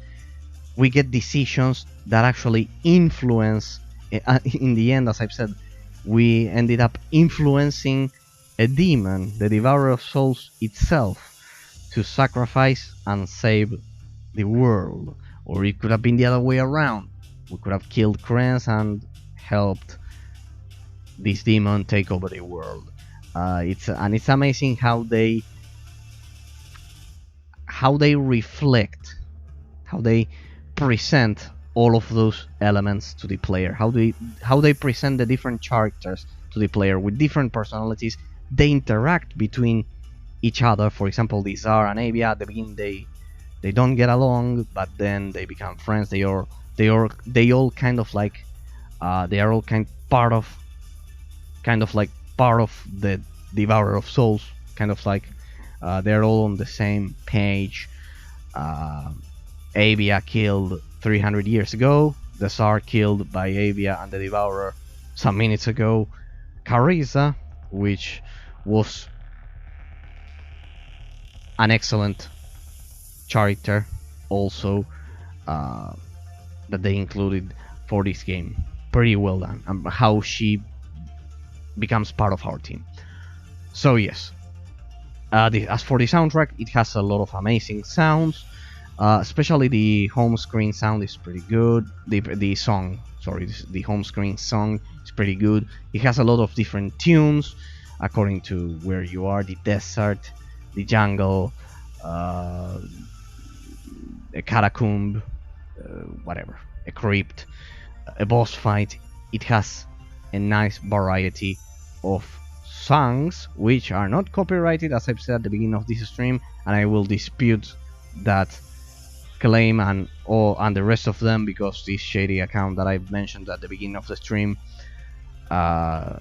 is trying to simply get illegitimate money. So it has a lot of songs made by Games Farm, and the owner is Calypso Media, or maybe it could even be Games Farm, according to depending on the contract.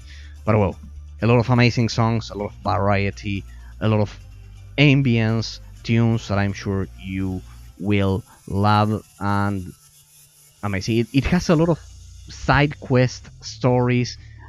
It could, as I've said, I could spend all night talking about this game because of the sheer length it has. It's not a common indie game at all.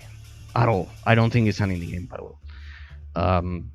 It's not a common. It's not the usual indie game you would stumble upon on Steam. It's pretty amazing. The sheer amount of content it has, all over the place, regarding story, side quests, gameplay system. You have 25 skill trees, as I've said. Everything. Well, I think you'll love your journey across the Heretic Kingdoms. Alright. It's been long, but we're getting to the end. The innovation. I love doing this. The innovation.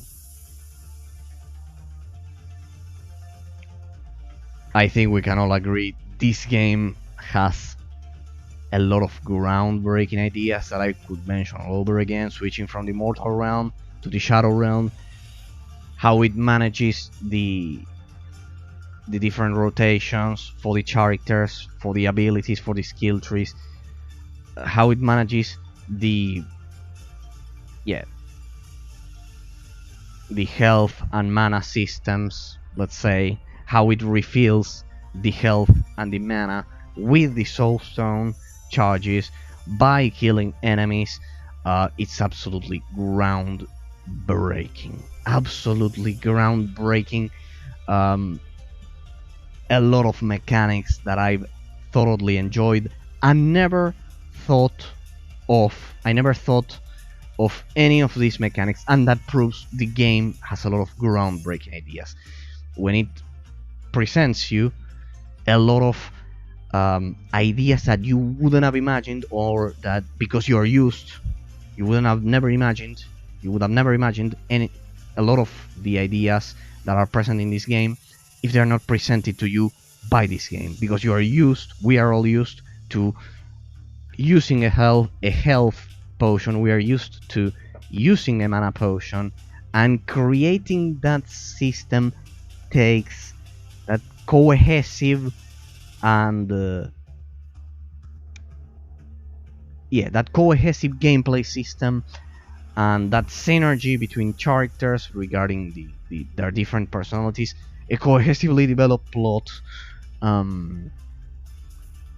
It takes a lot of skill executing all of these ideas in this way. Even for a game that was released in 2018. Especially, in fact, because by 2018 we would imagine, well, 3D gaming has explored all it had to offer, especially the isometric action RPG genre, which is repetitive by nature. Kill, loot, keep killing, invest a skill point, keep killing, get better loot. Making that system a refreshing gameplay system, it takes a lot of skill.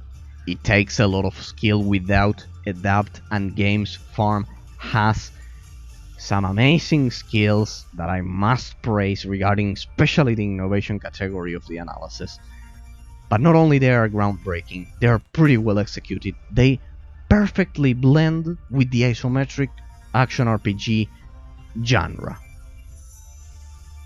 Doing that is definitely not easy at all. So, considering that it's absolutely difficult and this game is a feat, the fact this game exists, it's a feat. As I've said, it's a miracle. It's an absolute miracle. It's an absolute miracle, a feat.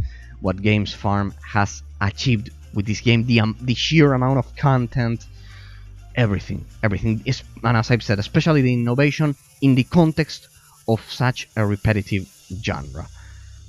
I could spend all night, as I've said countlessly tonight, praising all of the groundbreaking ideas this game had for the genre it belongs to, considering the genre it belongs to. Amazing, absolutely amazing. I highly recommend you play this game. Especially, as I've said, the game was released in 2018, a moment in which one would think 3D gaming has been all but explored. No, this game proves otherwise. Don't underestimate this game. It's amazing, and the amount of content you could see it's the longest game I've ever analyzed. Of course, there are AAA games longer than this, whatever, I don't know, RPGs like The Witcher, I don't know, Baldur's Gate, for example, but we're talking about the gods of gaming in that case. This one is an indie game that has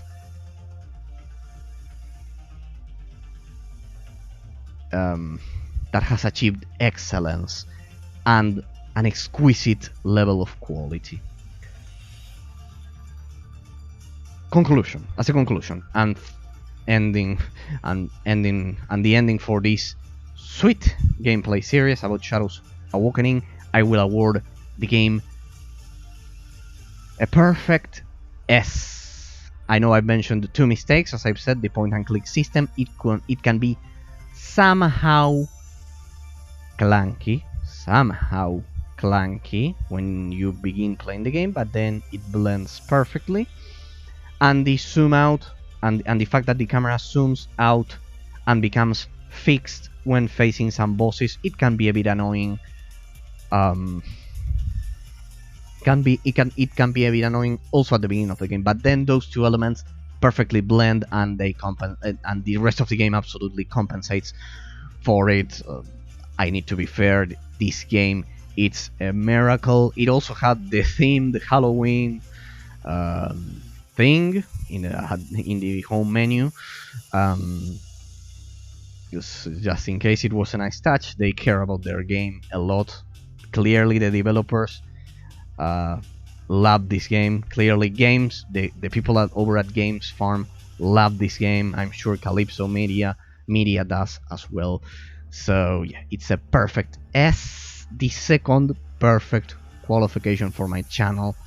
The first one was for Advent Rising, I believe, and even Cast Rise of the Mage got an S minus, which would be 9, but that one, consider those ones were released in Advent Rising in 2005, and even Cast Rise of the Mage, I believe some streams ago I said 2008, no, I think it was 2007. Consider their release dates. This one is even more impressive because this game was released in 2018. It's a modern game which is able to further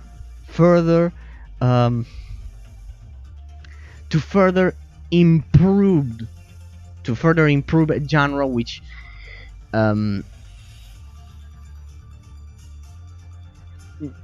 which is difficult to redefine. It's inherently difficult to redefine repetitive genres.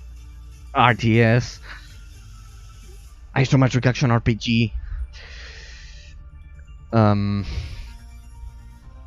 don't know. Well, maybe in my case, twin stick shooters, platformers, 2D platformers are somehow repetitive, but even those have more room. But in this case, kill, loot, improve your build, skill tree, keep killing, loot. It's even more difficult, and even more in 2018. I took that a lot into consideration after giving Shadows Awakening a perfect score of 10 out of 10 without a single question. It's 10 out of 10 without a single question. Especially because how it tries to redefine and give and contribute to the isometric action RPG genre by redefining a lot of mechanics. Not seeing health potions and mana potions was quite surprising for me personally. So a perfect 10. It's from I don't know, F to S, it's a perfect S. From 0 to 10, it's a perfect 10 without a doubt.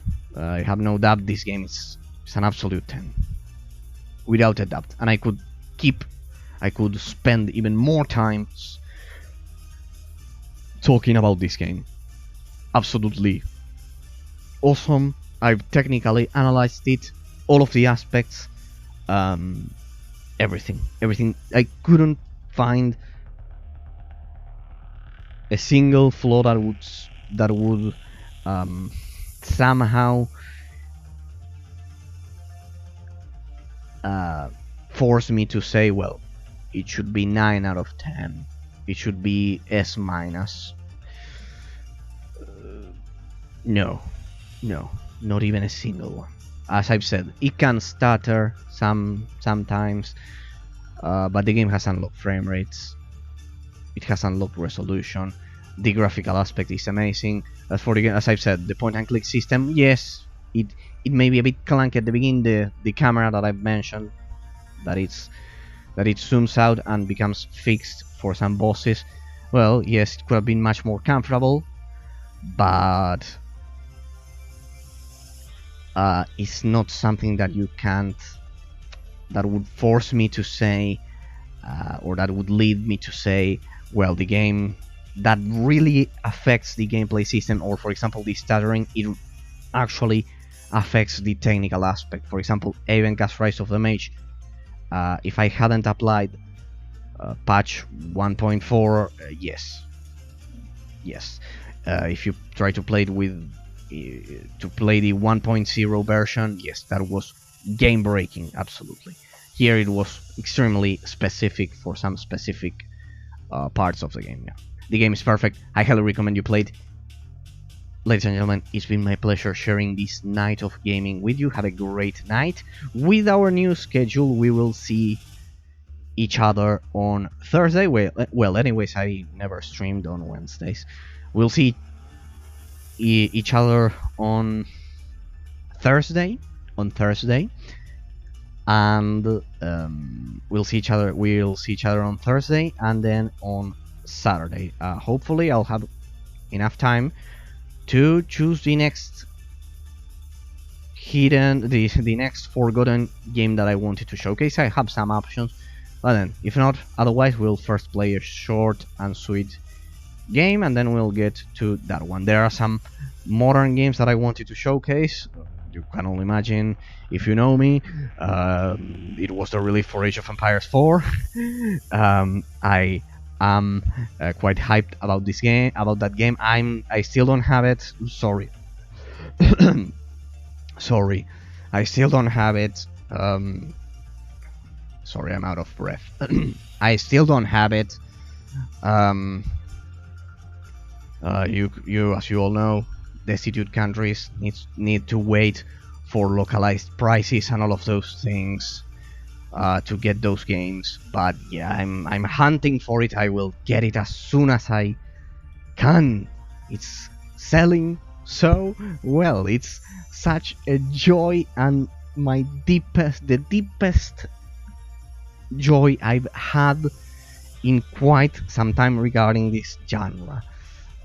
Absolutely happy for Age of Empires 4. I hope you're all enjoying that game, because I've been watching it. I'm trying to get it. I'm doing my best, but it's not easy because of where I live. But it's amazing. You can only imagine. But we'll play other games up until I get my hands on that precious jewel of the RTS genre. Let's leave it to Relic to revive a genre in this way. I'm truly happy. I'm truly happy for it. How well it's selling. It sold more than Age of Empires 2 Definitive Edition already. Great, amazing. But I have plenty of games that I wanted to showcase. We'll play other games, and then once I can get my hands on it, we'll play Age of Empires 4, of course, without a single doubt. But first we'll play some other games that I wanted to showcase. Ladies and gentlemen, it's been my pleasure. I hope you all enjoyed the analysis. One more thing I need to say. Thanks to the 4 people who subscribed to my YouTube channel. I'm usually over here at Twitch. Twitch is kind of like my fortress, my main base of operations. But I'm also working on something for YouTube, so don't worry. You'll have plenty of content over there. Trust me, I'm slow because I do a lot of other things, something that other streamers mostly don't. But well, don't worry. Thanks to each one of the 4 subscribers for the YouTube channel that subscribed to Evolve's channel but enjoyed. They've said that they enjoyed the content, and that they appreciate all of those sweet RTS games and those